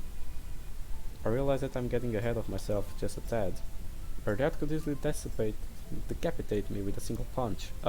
It's not that easy to decapitate someone with a punch. In fact, I pretty much think that it's impossible. Well, if you're not Omni-Man, Superman, Deku 100%, All Might, All for One, the list goes on and on. Goku, Naruto, Sasuke, you choose, but nah, a strong punch like that. There ain't a human being that can decapitate a person with a punch. That's for sure. Not even Bruce Lee could decapitate someone with a punch. Although a 1-inch punch of him could send you flying some meters, yeah, that's about it. But meh. Silence continues to fill the room as Sayori holds my arm in a death grip. This silence, however, doesn't feel tense or awkward, it feels nice. Luke, what are we gonna do about school? Shit, I can't say that was on my mind. Dang, I forgot all about it. We should probably get going, huh? She releases my arm, allowing for the circulation to restart, and we both get up off the couch. For the second time today, we begin our journey towards the school, but something is noticeably different this time. Instead of pulling me and trying to get me to hurry up, Sayori leisurely walks by my side. After walking in silence for a while, we naturally fall back into our routine of small talk and playful banter. This time though, we're holding hands while doing it. Along the way, we agree that we should keep our relationship under wraps for a little while. Just until we're both comfortable telling everybody. Once we arrive at school, we are let in by an office worker and both receive tardy slips. We say our farewells and start towards our classes. I couldn't be happier as I head toward my second period. But this feeling doesn't last too long. I present my tardy slip to the teacher as I enter the classroom. She gives me a stern look for interrupting her lecture, but I have other things in my mind. I take my seat and play over this morning's event. I kissed Sayori, we are actually a thing now. These last few days have really been something. Even if I can't really totally solve some of the problems I'm faced with, I'll stick with it. Even helping just a little could make a big difference. Plus, if things don't work out, I'm still gonna fight time. I'm still a bona fide time wizard. I have to suppress the laugh as I think back to my previous self. How much has happened since then? It feels like that was forever ago. Wrapping my mind around the fact that I thought I was the time wizard only 4 days ago proves to be quite hard. But still, I can't really say I've matured that much. For all I know, I really have gone off the deep end. Once again, suppress a laugh and then decide to do something truly insane. You know what? Fuck it. I'm gonna pay attention in the class today. I tell my confidence toward the teacher as she continues the lecture. And so you could refer to Mercury as a dead planet. Its weak gravity and lack of tectonics prevent it from having an atmosphere. Huh? I stealthily dig my finger into my hair as I try to clear up this ringing. Ugh, what the hell is happening? The dizziness I felt in the bathroom this morning begins to return. Damn it, not here. What am I supposed to do? The light suddenly filled as though it's burned my eyes. I try my best not to show any sign of panic, but it's becoming increasingly difficult. I squint at the clock to try and make out the time. Only 10 minutes left. I just have to hold on for 10 more minutes. Nope. Blackout. I wanted to tell you for a while, but I was scared to. I know, I'm sorry, I just didn't want you to worry. Are you sure we don't have... we don't have to today if... Alright, but can we at least wait until I'm done with classes? I don't want to fall behind again. Okay, and I'll just tell Monica that I have a doctor's appointment. She won't mind if I just miss one day. Thanks, and could you maybe tell Dad for me? I love you too. And I'll call you again when any class ends. Bye. Ugh, I slowly pick my head up off the desk and look around the room. Where's everybody? Did they just leave me when the class ended? Assholes. I slip my notebook into my bag and begin to stand up. Panic overcomes me as I immediately feel nauseous once I'm on my feet. I throw my backpack over my shoulder and rush out of the room. I sprint through the hall towards the restroom. My brain doesn't process it now, but the hallway is completely empty. I bust into the restroom and throw open the stall. Blah, I proceed to do something very ugly into the toilet. This mess continues on and on for a few minutes before I finally start to feel better. By the end I'm sweaty, my hands are shaking and my throat burns like hell. Knees weak, palms are sweaty. There's spaghetti on my mom already. My attempt to cheer myself up falls flat in all regards. What is happening to me? The migraine, the nosebleed, going colorblind, passing out in my bathroom and class, and now this? My throat burns even more as I try to swallow my fear. Damn it, why now? Why does it feel like does it have to happen when I finally manage to get things to go well? I try to clench my fist, but all of the muscles in my arm are too fatigued. Maybe I really should go to a doctor about this. Or at the very least tell my parents about it. Even though I lectured Sayuri about telling her parents about her depression this morning, this feels different. I put my hand on my forehead to check for a fever, but it's hard to tell with all the sweat. Mom and Dad are 3 hours away on business. I don't want them rushing home just because I might have a virus or the flu or something. It's a little sad I think about it, but I've become quite adept at taking care of myself over the years. I'll just go to the drugstore after school and pick up some antibiotics. If Mom calls about it, I'll just tell her I'm not feeling well. I take some time to gather my strength before finally leaving the stall. Aside from some fatigue, purging my system did seem to make me feel quite better a bit. I wash my hands and rinse my mouth at the sink before making my way back into the hall. I check the time on my phone as I leave the bathroom and see that it's already halfway through the third period. Damn, how long was I out in the class? It really is strange that no one woke me up. Plus, isn't there supposed to be another class in there after 900? My brow furrows as I think about it. It was probably just a teacher's planning period at me. My thoughts cease as I hear the door of the girls' bathroom close next to me. I see a familiar figure as I sneak a glance at who it is. Monica? Look, there's an unusual paleness to her that I'm not used to seeing. Is she sick too? Oh, hiya. Hey, I wasn't expecting to run into you out here. Why is she trying to put on a happy face? It's clear that she isn't feeling well. Don't tell me you're skipping class. No, I was just... Are you okay, Monica? You look like you're not feeling too well. Thanks, I'm glad you think I look sick. Hey, that's not what I know, sorry. I was just feeling a little nauseous in class, that's all. But I'm fine now. Don't worry about it. Well, I'm glad to hear that you're feeling better. What about you? You look like you haven't been feeling all that great either. What, me? Please, I'm the pinnacle of health. Luke. Sorry, I guess I was feeling something familiar. Something similar. And I swear I'm not trying to copy you, but I also feel better now. The news of my improved health doesn't seem to cheer up. Strange. What was that? What was that? Oh, nothing important. I was just thinking about something. Anyways, I'm glad to hear that you're feeling better now. After all, I wouldn't want any of my club members to be sick. Club members, huh? And here I was thinking we were friends. I put on a pouty face to try and guilt trip Monica. Well, keep writing good poems and I'm sure you'll make it there eventually. It's clear my conversational skills are still nowhere near his level. Haha, how clever. But it's a real shame. It just happens that I only show my poems to my friends, you know? Well, it looks like you're just gonna have to work fast if you want me to read them so badly. Damn, how would she get me again? Alright, I give up. Come on, don't tell me that's all you can handle. Shouldn't you be getting to class or something? After all, I wouldn't want to be the responsible for the class star's grades to slip. I think I can afford for my grades to slip a bit. You, on the other hand, I will win against the girl one day. I swear upon my knight's honor. Hey, I'm on your time. I'm just waiting to escort you back to your class. Wouldn't want you getting attacked by any stray books or pencils, you know? Oh my, how could I have forgotten you were such a gentleman? Well then, shall we be going? After you. As we begin to make our way down the hall, I begin to feel a little anxious. I hope she doesn't put me in a position where I have to tell her about Siri and me. Not yet, anyways. I'm confident that I can ward off any advances until then, assuming the caveman side of my brain doesn't decide to suddenly take over. Look, before we get to class, can I show you something? Sure. Truth is, I wasn't looking forward to walking in late again, anyways.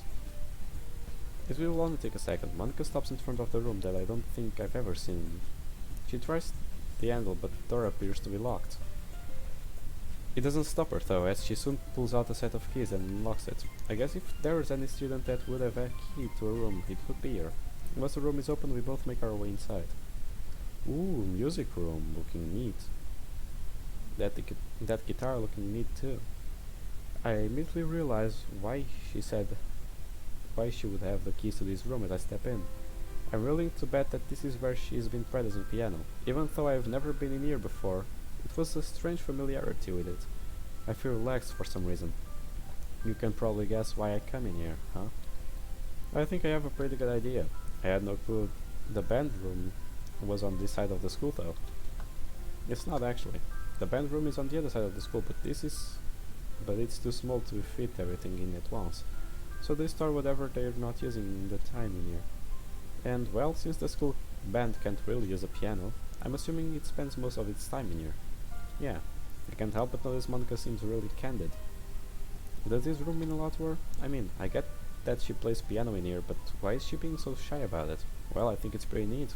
Really? Yeah, a nice and cozy room like this. It has an odd peacefulness to it, you know? I'm glad you think that. I feel the same way. I don't really see how you do it though. If I had the key to an empty classroom, all my teachers would probably think I had gone missing. You're not insinuating that you would skip class, are you? No. It's more of a statement than an insinuation. Looks like I'm going to have to ring in one of my club members.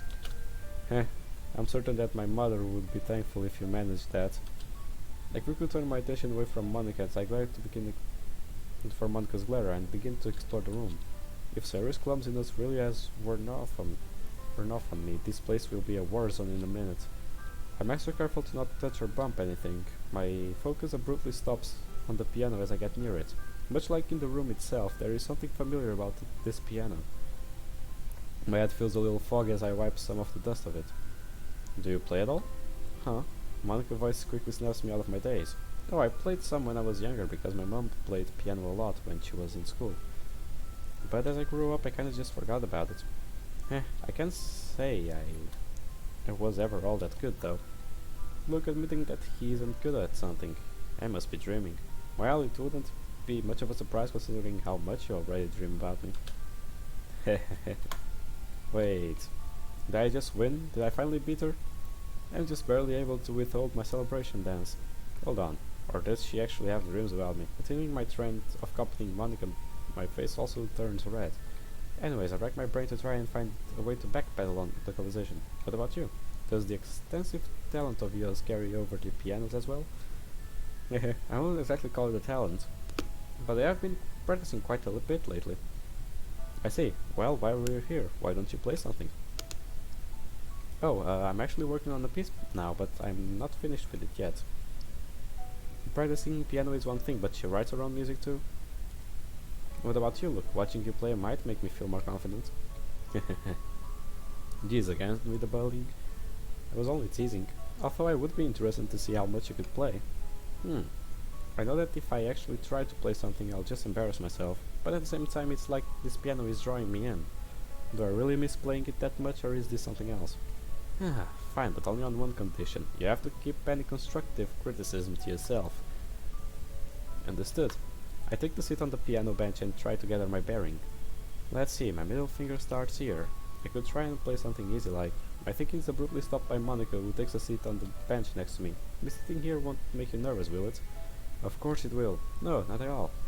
This bench isn't very wide to begin with, so having two people to sit on it is like... I can feel Monica's leg and shoulder against me as I try to reclaim my focus. Natsuki wasn't wrong about the thigh meat comment. Damn it, look, focus. Like I said, it's been a while since I've played. I'm gonna test out some of the keys real quick. I position my fingers according to how I remember being taught when I was a kid. I feel electricity shoot up in my hands as I press down on the keys. What the hell? This time the tingling climbs all the way up to my arms. My head begins to feel heavy as I continue. I have a sensation going through my body as I play some more notes. It feels like I'm watching the world through my eyes, but I have no control. I continue to watch my fingers slide across the piano with a fluidity that I'm certain I don't have. This song, it sounds familiar. Where have I heard it before?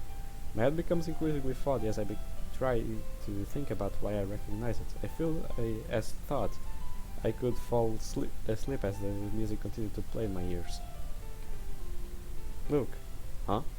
The world around me seems to slow down as I come to my senses. Sorry, Monk, I guess I was kind of absorbed by my playing. Look, where did you learn to play like that? Did I do something weird while I was playing? She looks like she's seen another ghost. Well, I'm not really sure. It just came to me. It was probably something my mom taught me when I was a kid that I had forgotten about. That reminds me. There's an anime I'll watch again. It's Your Lie in April. So yeah.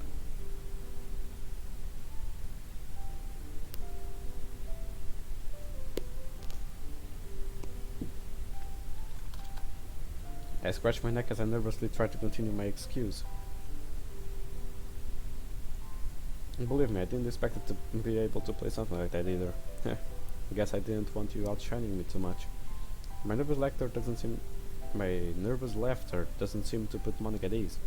I see, something your mother taught you when you were young. My heart starts to beat faster as I notice Monica begin to take shallow breaths. Yeah, it seems I retained more than I thought. I'm hoping it's just my imagination, but I swear I can feel her shoulder and leg pressing into me more. Damn, this isn't good. I have to think about Sayori, but at the same time I don't want to hurt Monica's feelings. No, we've been here for quite a while. We should probably get back to our classes. I begin to stand up from the bench, but before I can put any distance between us, Monica grabs me by the wrist. Look, it's alright if you're with Sayori, huh? How did she know about that? Surely Sayori didn't say anything to her. Heh. Monica lets out a weak laugh that makes me feel like I just watched the puppy get kicked. I'm glad that you're happy, really. But would you maybe... The grip on my wrist tightens as she tries to find the right words. But before she's given the chance, I reject my seat on the bench next to her. Of course, we are club members after all. Yeah, and here was I thinking we were friends. Well, maybe once you're able to match me on the piano. I smile at Monica, who seems to ease up at this time. We continue to sit together for a period of time that I cannot determine. It's mostly quiet at first, but we soon find ourselves talking about various subjects. It's not quite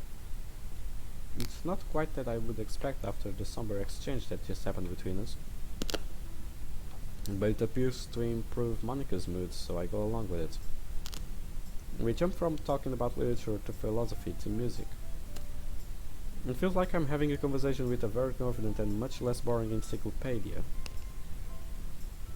We occasionally even take turns playing random snippets of music on the piano. Luckily I don't lose control over my hands or arms this time, which also means that I'm quite bad at it.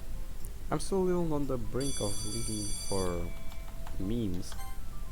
I'm still quite on the brink of linking rap music, but if you break it down, it's a lot like a poem. Hmm? Wait, was that the lunch bell? Monica pulls out her phone and proceeds to check the time. Looks like we might have gotten a little carried away, huh? Have we really been in here for almost 2 whole periods? We? Eh. If we get in trouble, I'm saying this whole thing was your idea.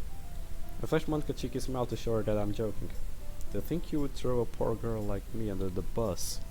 I guess chivalry really is that. Yup, that as Zed. Zed? Oh, sorry. It's a quote from a popular movie. It's about Pulp Fiction, right? Just because I'm a girl doesn't mean I don't like pop culture. Hey, to be fair, you did play dumb. I throw my backpack over my shoulders and begin to head to the door with Monica in tow. Although I've probably had plenty of time to learn not to underestimate you. It's alright, after all, not everyone can be a fast learner. I'm glad to see Monica returning to her usual self like this. I really do hope she's okay with me and Sayori being together. I'm more than happy to be friends with her when she needs one, but that's all I can be. Once we exit the room, we both begin to walk in opposite directions. Aren't you going to lunch? Actually, I have first lunch. Wait, so we sat through your lunch period? Yeah, but don't worry about it. I'm sure I can find time to eat during class. Eating during class, huh? Must be nice to be Miss Class Star. My chicken smile returns for a sequel as I say this. I'm assuming you already are aware that I hate being called that. Perfectly so I have to pay you back somehow for all the bullying. If by bullying you mean beating you at a wordplay, then I can understand why you want to pay back. Anyways, sorry again for making you miss lunch. But if you want me to pick you up something from the cafeteria, I would be happy to. Thanks, but that's alright. I packed my own, so I should be fine. In that case, bid you farewell, and I look forward to seeing you at the club later. Yeah, see you then. It looks like Monica stops herself from saying something else. As we begin to go our separate ways, I can't help but feel a little guilty. First I turn her down and then she missed lunch because of me. Still, it seems that we both enjoy talking to each other. I just hope that's enough. Yeah, that's pretty much enough for Monica. I power walk into the courtyard and towards the cafeteria. I wonder how much time I'll have to eat. I pull out my phone and get a little scared by what I see. New message from Yuri. I'm sure it's fine. Hello, I was wondering if you could meet me for lunch. Man, it's one thing after another today, isn't it? Sure. Are you in the cafeteria already? I sent this as I realized that I had no idea we had the same lunch. I knew me and Sayuri didn't, and now I know about Monica too. I wonder if Natsuki does or not. Actually, I am in classroom 201. Would it be okay if we meet there? 201, that's the floor directly below the clubroom. And it's also nowhere near the cafeteria. Sorry so much. Yep, I'll be there in a sec. Thank you. Man, I should really tell her she doesn't have to be such a proper when she texts me. I make a 90-degree turn to begin my young journey towards the classroom 201. It may be because of my new sense of confidence, but it doesn't cross my mind that Yuri could try and ravage me when I get there. After more power walking, I realize cardio isn't for me. I arrive at 201. Yo, Yuri. Hello, Luke. I'm glad you could make it. Sorry about making you come all this way. Don't worry about it. I did say I would be around whenever you needed me, right? Yes, you did. Thanks again. I don't deserve all your kindness. That's alright, because I don't deserve to have a friend as nice as you. So I guess that makes us even. Yeah, I suppose so. I grab the desk next door and immediately assert my dominance over it. So, what's going on? Is everything okay? Oh, yes, I actually asked you to come over here to show you this. I feel my stomach tighten as she begins to pull her sleeve up. I did this after you left yesterday. I thought it might comfort you some to see it. She's not wrong about that. I do feel some of my stress melt away as I look at the bandages. I'm really proud of you, Yuri, honestly. Seeing this makes me really happy. Yuri looks content as she begins to roll her sleeve back down. I'm glad to hear her to say that. It's good that you've taken care of the cuts, but have you had the urge to do it again, as you managed it? Yuri thinks over as she's about to say, but I really have a pretty good idea of the answer. Admittedly, I have, but thinking about the things you said to me yesterday, it helps. Is it a bad thing that my face is red right now? Well, I would be pretty crappy at being your friend if it didn't. And remember that I'm more than happy to help whenever you need. Thanks again, Luke. Oh, and would you care to eat with me while you're here? It's obvious that she wants me to. I can sit with you, but I didn't bring my lunch and never got around to going into the cafeteria. I'm sorry, I didn't mean for you to miss lunch. Don't worry about it. I had a pretty big breakfast anyway. I feel my stomach rumble in the direct defiance of what I just said. It's too bad that I lost it all about an hour and a half ago. Here, maybe I could share mine. Really? It's alright. My hunger forces my mouth to close as Yuri pulls out her lunch. It's a stainless steel bento box full of rice, bits of grilled chicken and steamed vegetables. Damn, if she's the one who cooked this, somebody better wife this girl up.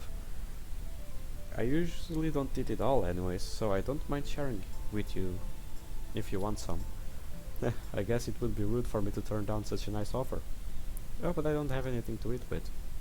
Here, I have an extra pair of chopsticks you can use. Chopsticks? Damn, the only weakness in my westernized upbringing. Is everything alright? Yeah, everything's fine. It's just that I don't use chopsticks that much. But I'm sure I can manage. She hands me a pair of chopsticks that I proceed to fumble around with for a while. As we're eating, some paranoia decides to pop up. I wonder what Sayuri would think if she walked by and saw us like this.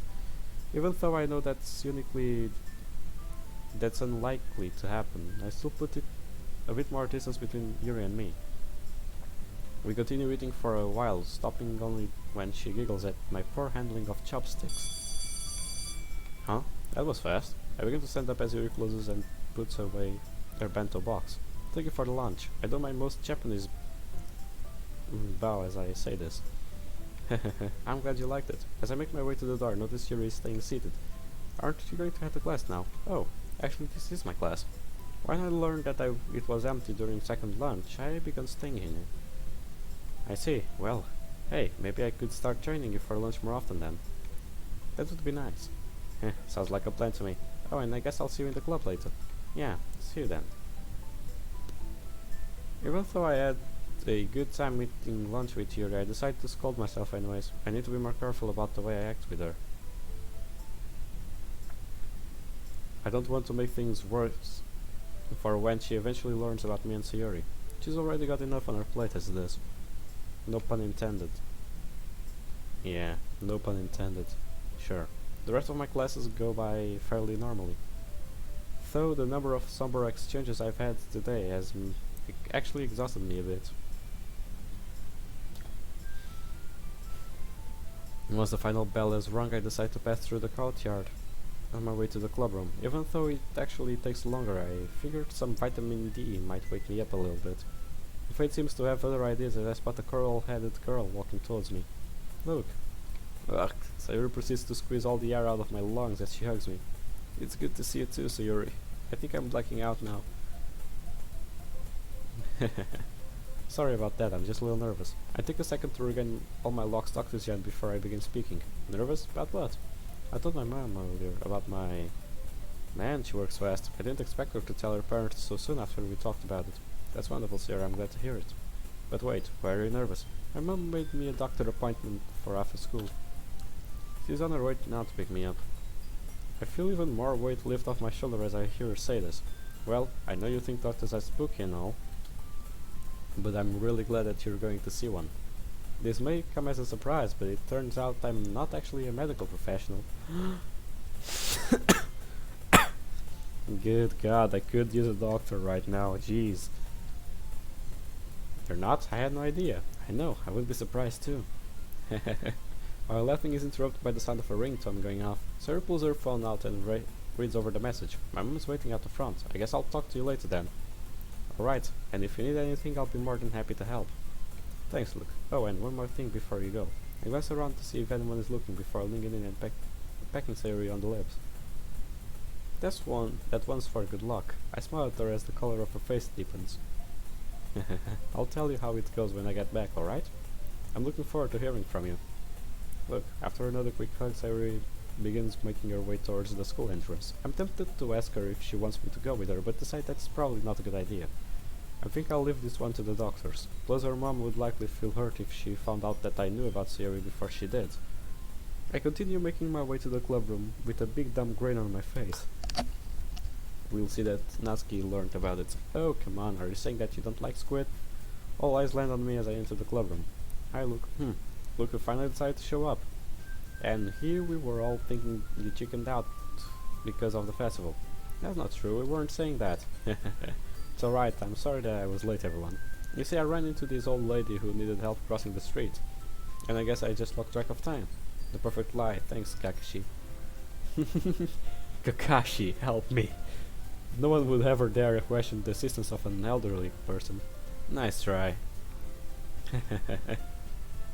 Wait, you didn't happen to lose Sayuri while you were out helping old people, did you? I figured she wouldn't miss the day we went over festival plans. Was wondering where she was as well. Right now that everyone is here, I suppose I should tell you. Sayuri had a doctor appointment today, so she has to miss the club. And don't worry, we have already gone over that we'll be doing the festival, so she won't be behind. A doctor's appointment? I hope everything's okay. First Sayuri and now Sayuri. You all better not get me sick. I wouldn't worry too much about that. I ran into her early and on my way to the club. She looked fine and told me it was just a checkup.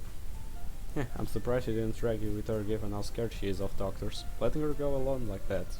Some best friend you are. Even though I know she's joking, hearing it actually does hurt me a little. Natsuki. Huh? Take it easy, I'm just kidding. I guess some of my worry leaked through out to the surface. Don't worry. I knew you were only kidding. I was just thinking of something at all. You're still a bad liar. I know that everything has been cleared up. Now that everything has been cleared up, I figured we would go over festival planning details after we've shared poems, so you all have some time to read and write what you want. And with that, everyone returned to the usual position. I set my bag down at the desk on the front row and tried to decide whether to talk to Monica or Yuri. However, even though I didn't know if it wasn't the answer choice, it looks like I'm going with C. Hey. Oh. Hey, Natsuki, what's up? Listen, what I said earlier, it's alright, really. I know you didn't mean it. Why won't you just let me say I'm sorry? Because you don't need to. Honestly, I'm a little concerned about Sayuri even though I know she will be fine. But I'm not heartbroken over my decision to not go with her. Well, good, because I didn't feel like apologizing anyway. Wait.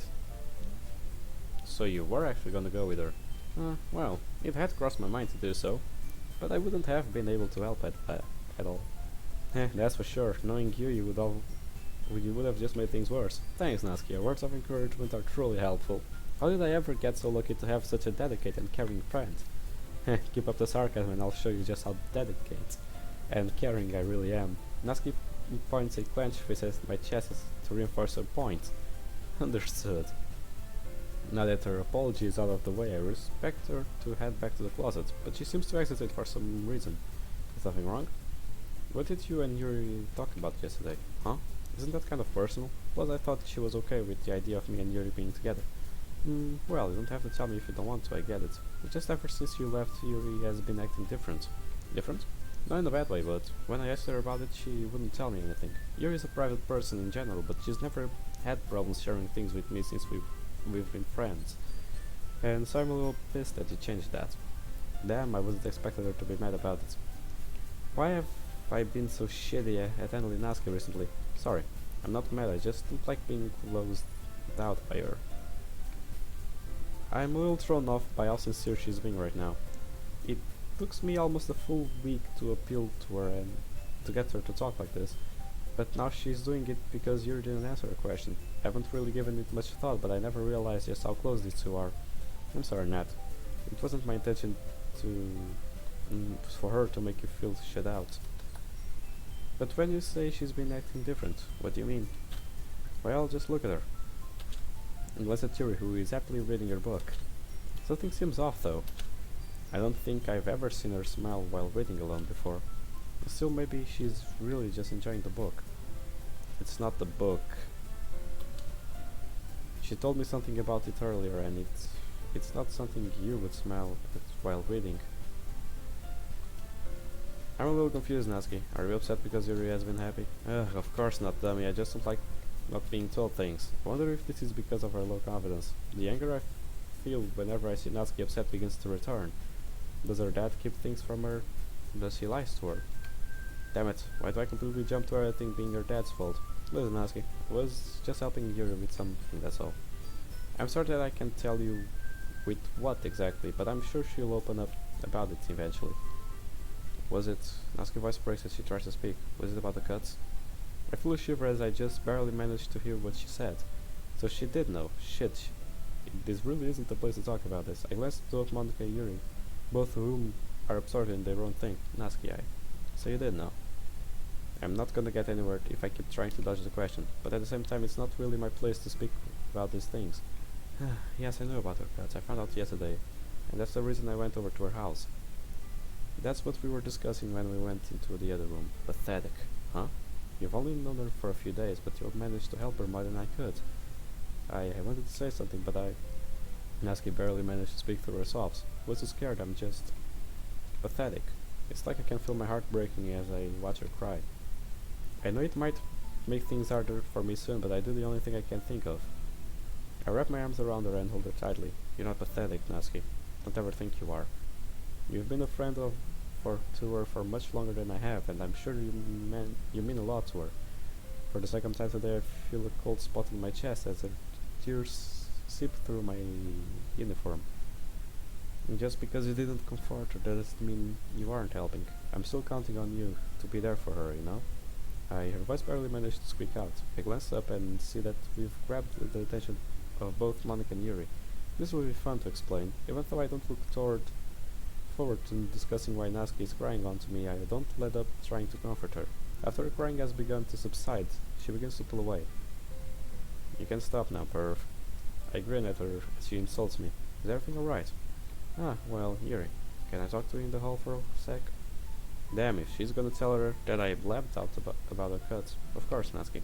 It's obvious to me that after what just happened, Natsuki is gonna bring up Yuri's cutting. Even though I'm a little scared about how Yuri will react, I also am kinda happy. If Natsuki is able to help her too, then I have not much to worry about. Not that my mind's helping. I lean up against the teacher's desk and stare out the window. It sure is nice outside. Before I manage to zone out too much, Monica approaches me. I'm gonna guess you probably want to know what just happened. Before I have time to finish, Monica wraps her arms around me. Man, there sure has been some lot of hugging today. Don't tell me you're gonna start crying on me too. Actually, I was scared you were gonna be the one to start crying. Even after an exchange like that, she still managed to fit in with something clever. Please. Real men don't cry. That's not what Sarah told me. Wait, she told you about that? Nope. But you just did. Ugh, move on. If I wasn't to cry on me, what was the hug for? Oh, I just wanted to thank you, it's all. Thank me? Well, that's the first time I've ever been thanked for making someone cry. I'm serious. Ever since you joined the club, you've been helping us. You convinced Sayuri to go to the doctor, helped Yuri with her cutting. You've cared about Natsuki and me. Wait, did Monica know about Yuri and Sayuri? I guess I shouldn't be surprised with how smart she is, but still, I don't think she knew about them. Sayuri, she really is lucky to have someone like you. Monica, before I get a chance I hear the classroom door open behind me. Hey, Luke. Thanks. Oh, you're welcome, Nat. Ugh! I'm cut off by Natsuki fist hitting me square in the chest. Ow, what was that for? I didn't want you to get a big head over it. Ugh, you could have just not thanked me. That's alright, I wanted to do this more. Even though my chest hurts now, I'm glad to see Natsuki has cheered up. I'm alright, Luke. I think I'll survive. Only because I held back. Seeing all the girls acting relatively normal put some of my worries to rest. I still hope that Monica really is okay with Sayuri and me. Well, now that everyone is settled back in, why don't we go ahead and share poems? Well, the three of the girls go to retrieve their poems. Once again, I pull my folder out of my bag and flip through the papers. I stop to look the one I wrote for Sayuri as I do. Maybe I'll get around to showing her. Maybe I'll get around to showing all four in one day eventually. Maybe. Okay, let's go to Naski. Let's go off trip this time. Hiya. Oh, hey, look. I'm glad to see that she's in a good mood. I'm tempted to ask you how she's holding up, but she's probably just punched me again. You know, today might be the last day we share poems. So yours better be the best one yet. Heh, you said it like you were expecting it not to be. I'm the master after all. I guess I can't argue with that. Here, to spare my confidence, you can read mine first. I pull my poem out of the folder and hand it to Naski.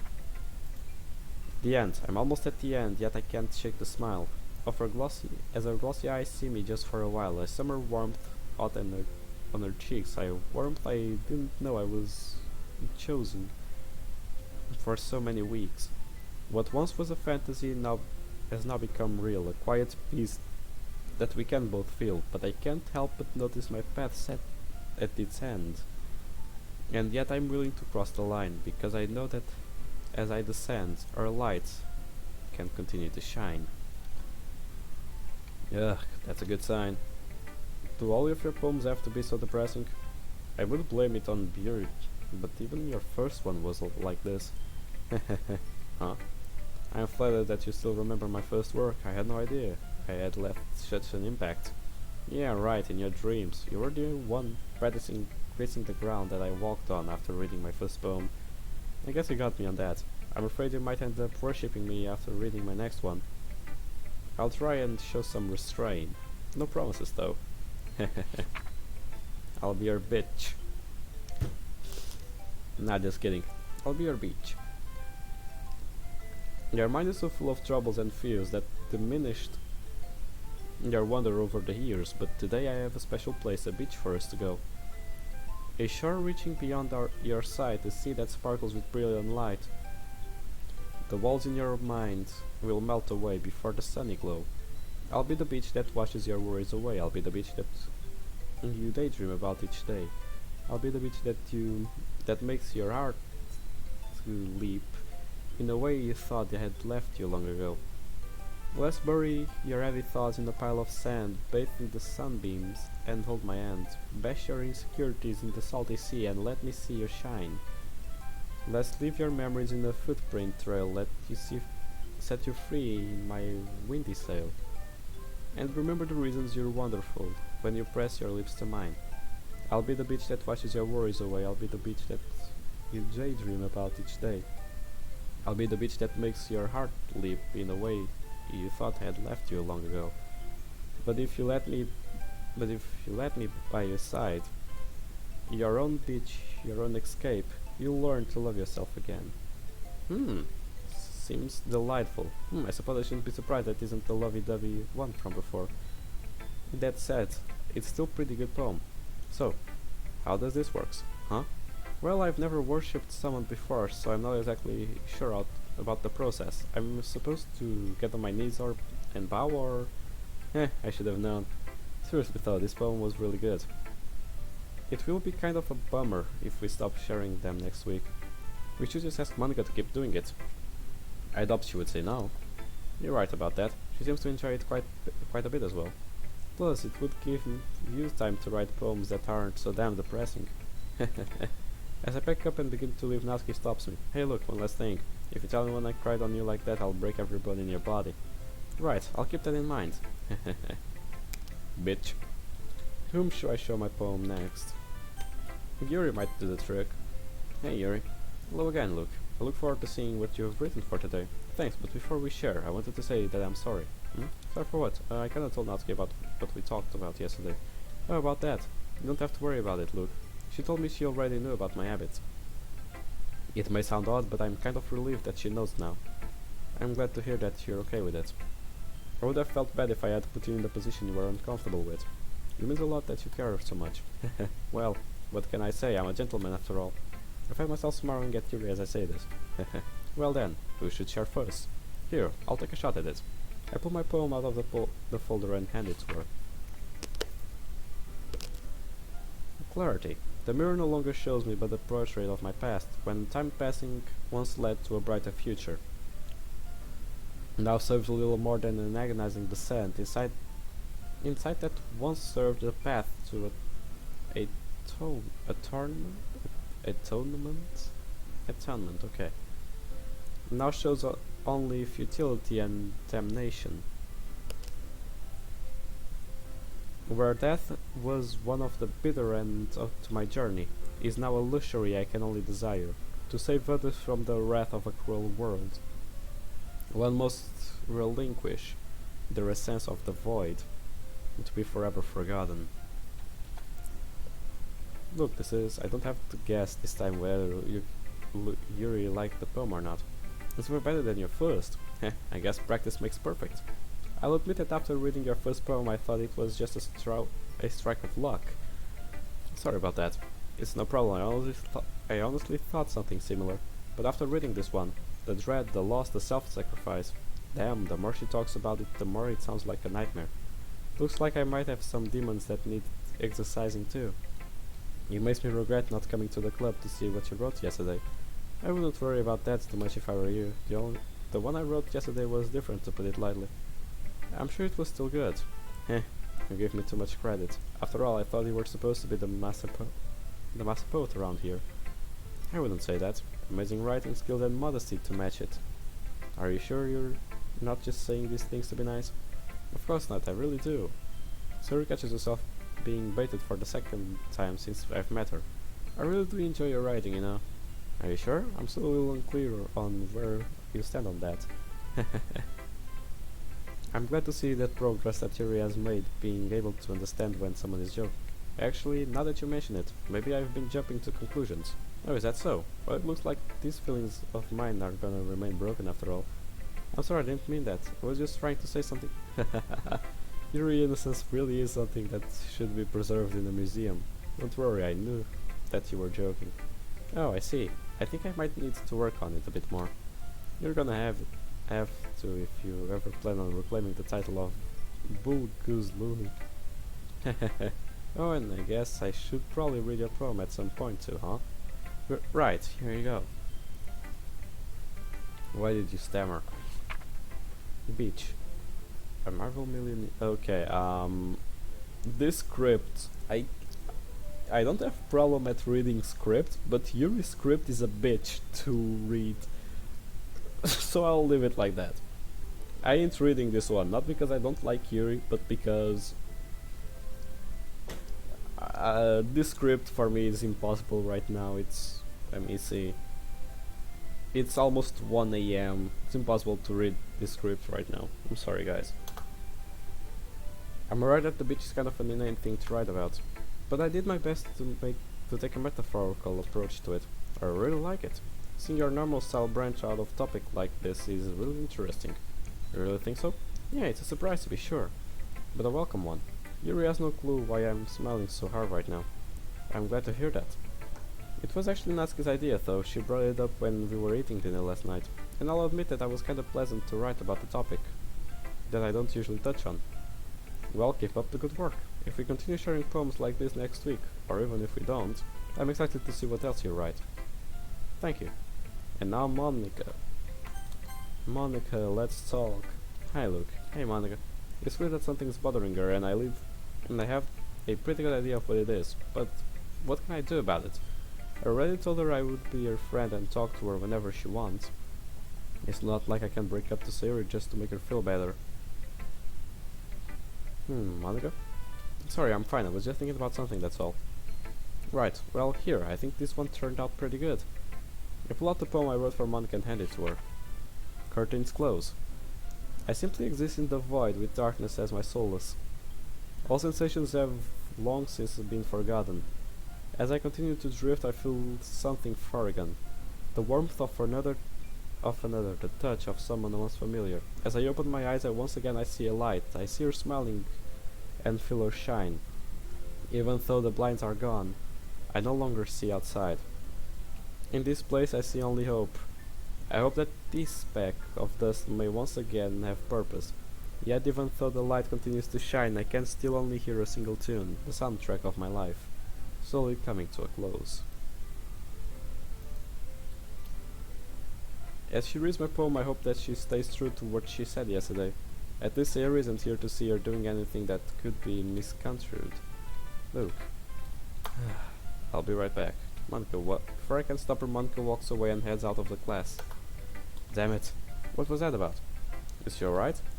Yeah, she's fine. I'm just gonna talk to her real quick. I make a break for the door as Yuri and Natsuki stand in stupor. In stupor? I don't know. I step outside just in time to see Monica turn the corner. Shit. I likely sprint down the hall after her. What the hell am I even going to say to her? Around the corner I immediately see Monica? I'm sorry. I thought that I would be okay just talking to you, but I'm not. How could I be? I've waited so long for someone like you to show up, but even like this, you just chose her. Why? Why want it to end? I don't want to do this anymore. I'm petrified as I watch Monica cry in front of me. I once again find myself embracing a crying girl. Stop. This isn't... Even though she says this, Monica puts up no resistance to my hug. I begin to panic a little as she cries into my shoulder. What am I supposed to say to her? Did reading my poem push her over the edge? And if so, why?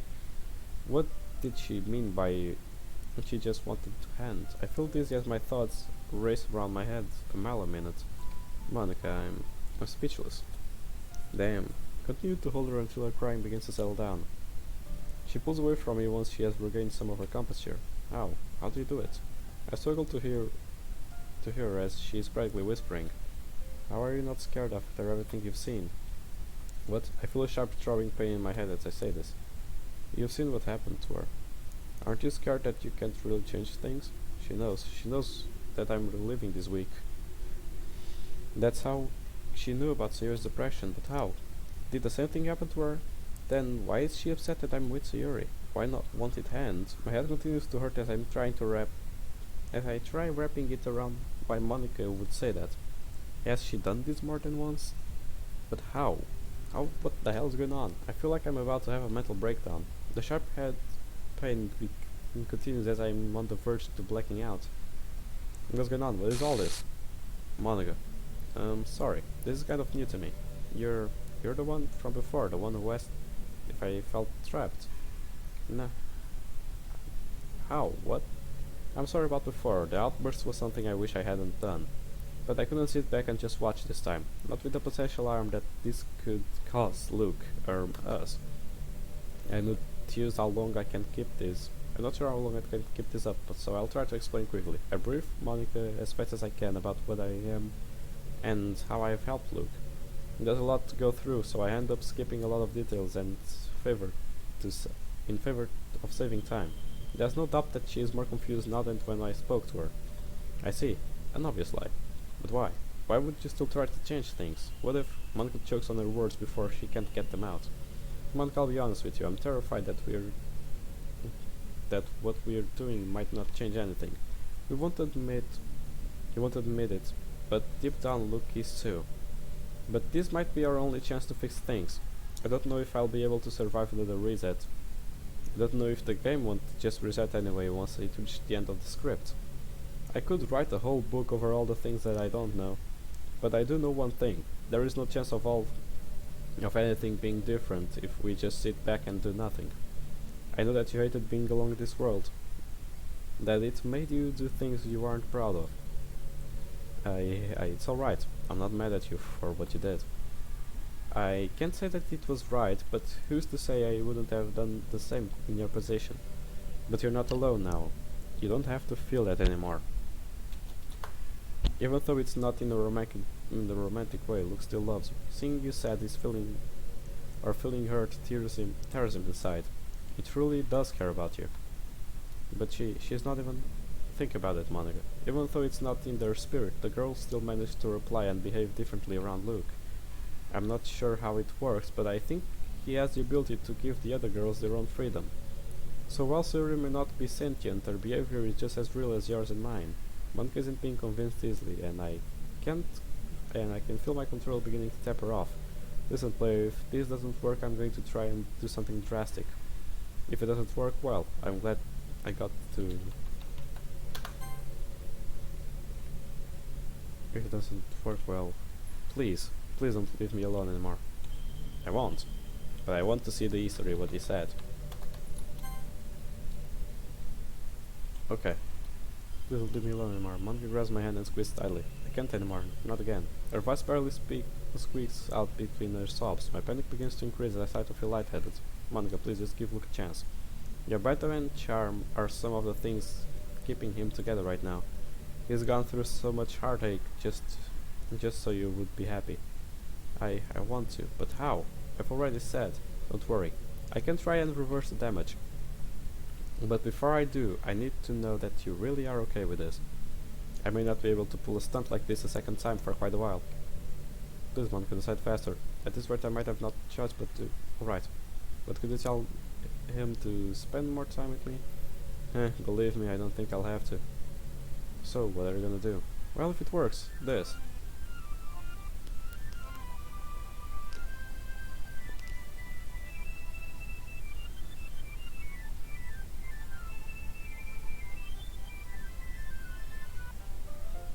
Ugh, I suddenly feel as thought of a light in the room as I decide to pierce my eyes. This is pretty good, huh? I try to hide the fact that my eyes are basically just toasted. I'm a master poet after all. Huh? Oh, the poem. Monk looks down at the poem that I wrote as if she forgot she was holding it. Did you throw her off that much? Wait, doesn't this all seem familiar? Even though I've been reliving the same week over again, this deja vu feeling feels weird. I've liked your poem a lot, Luke. You've really improved over the course of these last few days. Thanks, Monica. But it's only because I've reading poems like yours that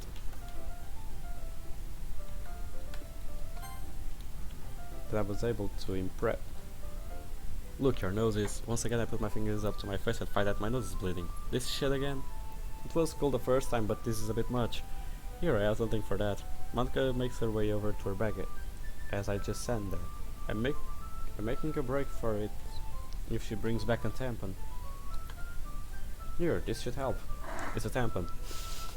To my relief, Monica reveals that she's only holding a few tissues. I feel a little embarrassed as I take them and begin dabbing up at my nose. Thanks, I appreciate it. It's no problem. After all, I wouldn't want you kicking the bucket before reading my poem. For some reason I feel incredibly relieved as I hear her say this. Me? Kick the bucket? Please. My body is so healthy that it has too much blood and has to get rid of it. If anything, it's a sign that my lifespan has increased. I find myself smiling as I watch her giggle. I don't know what it is, but there is really something special about this girl. Now if you'll excuse me, I'm going to wash my hands. And I look forward to reading your poem when I get back. I feel the odd sense of deja vu intensify as I walk towards the door. Weird. As Luke leaves the room, I feel incredibly torn about what just happened. I struggle to try and make sense of everything I learned. So he doesn't know what all this is, but something inside him does. Not only that, but the one inside him can also alter the code as well. To rewind for that long, it must have taken a pretty heavy toll on him. Pretty much, yeah. The wincing when it ended, and then his nose bleeding. I'm scared as I think how badly doing that must have hurt. Maybe he was right about Sayori and the others. I never thought about trying to change them without altering the code. I feel anger towards myself for being so blinded by my own jealousy. As long as he's around, as long as I have someone to talk to. But every time we talk, I just want him more. My heart begins to beat faster as I think about all the times I've spent with him over the last few days. Am I really okay with it just being like that? I told him I was, but now that we are back and we are here, is everything alright, Monica? We saw Luke leave you and you looked like something was bothering you. Yeah, don't tell me that he hated your poem that much. Nasky. Uh-oh. Oh, don't worry, everything's fine. Luke's nose started to bleeding, so he went to the bathroom to clean it up. And I guess I was just spacing out. A nosebleed. Is he okay? Gross. We let a boy in the club and he repays us by bleeding everywhere. Nasky, aren't you worried that he's okay or not? Should I be? He's always walking around like he's so macho. Maybe this will open his eyes a bit. As Yuri and Nasky continue this argument, I can't help but wonder. Do they feel the same way as me? How will they react when they found out that he's with Sayori? Even though it feels like my world has been flipped upside down, I find myself smiling at these girls. I really do care about them, even if they are just lines of code. I wish I could tell everyone just how sorry I am. You are also just lines of code. What the fuck are you talking about? Of course, in some extent you are sentient, but not that much. I really do want things to change, even if I can't be with him. Good. That's good to know. As I re-enter the club room, I see all the girls huddled together. It looks like Natsuki and Yuri are arguing while Monica just stares at them dreamily. Man, I can't leave the bunch of you alone for 1 second without things falling apart, can I? See, I told you he would be fine. Don't tell me you were worried about me, were you, Natsuki? Yeah, right, in your dreams. I'm glad to see that you're feeling okay, Luke. Please, it will take a lot more than a nosebleed to bring me down. Looks like it didn't bring your ego down either. I scratch my neck as I fail to think of something clever to retaliate with. Heh, I guess you got me on that. What's this? It's the mighty Luke finally accepting the defeat. And you too, Yuri? Come on, Monica, help me out. Alright, girls, that's enough. You all know how sensitive Luke can be. Even though all the girls are laughing at my expense, I don't feel bad or embarrassed. In fact, seeing them all like this actually makes me really happy. Fine, I'll let you have this one. But be warned, this means that I'll have to get you all back sometime soon. And I'll save here because it's been too long. More than 2 hours. Or pretty much 2 hours sensitively. I've been recording this shit. Oh, never mind, not shit. I've been recording this game, this mod, this amazing mod. For too long, and I need to get my dinner in, and I need to go to sleep, and I need to go to play, and I have a lot of things to do yet, so I hope you guys enjoyed this video as much as I did enjoy recording it. Leave a like, comment down below what you thought of it, comment down below more of mods or other games. They can be visual novels, action, or whatever you want for me to play, and well, I'll see you guys in the next episode. See you on the flip side. Goodbye, pals, stay safe, and peace out.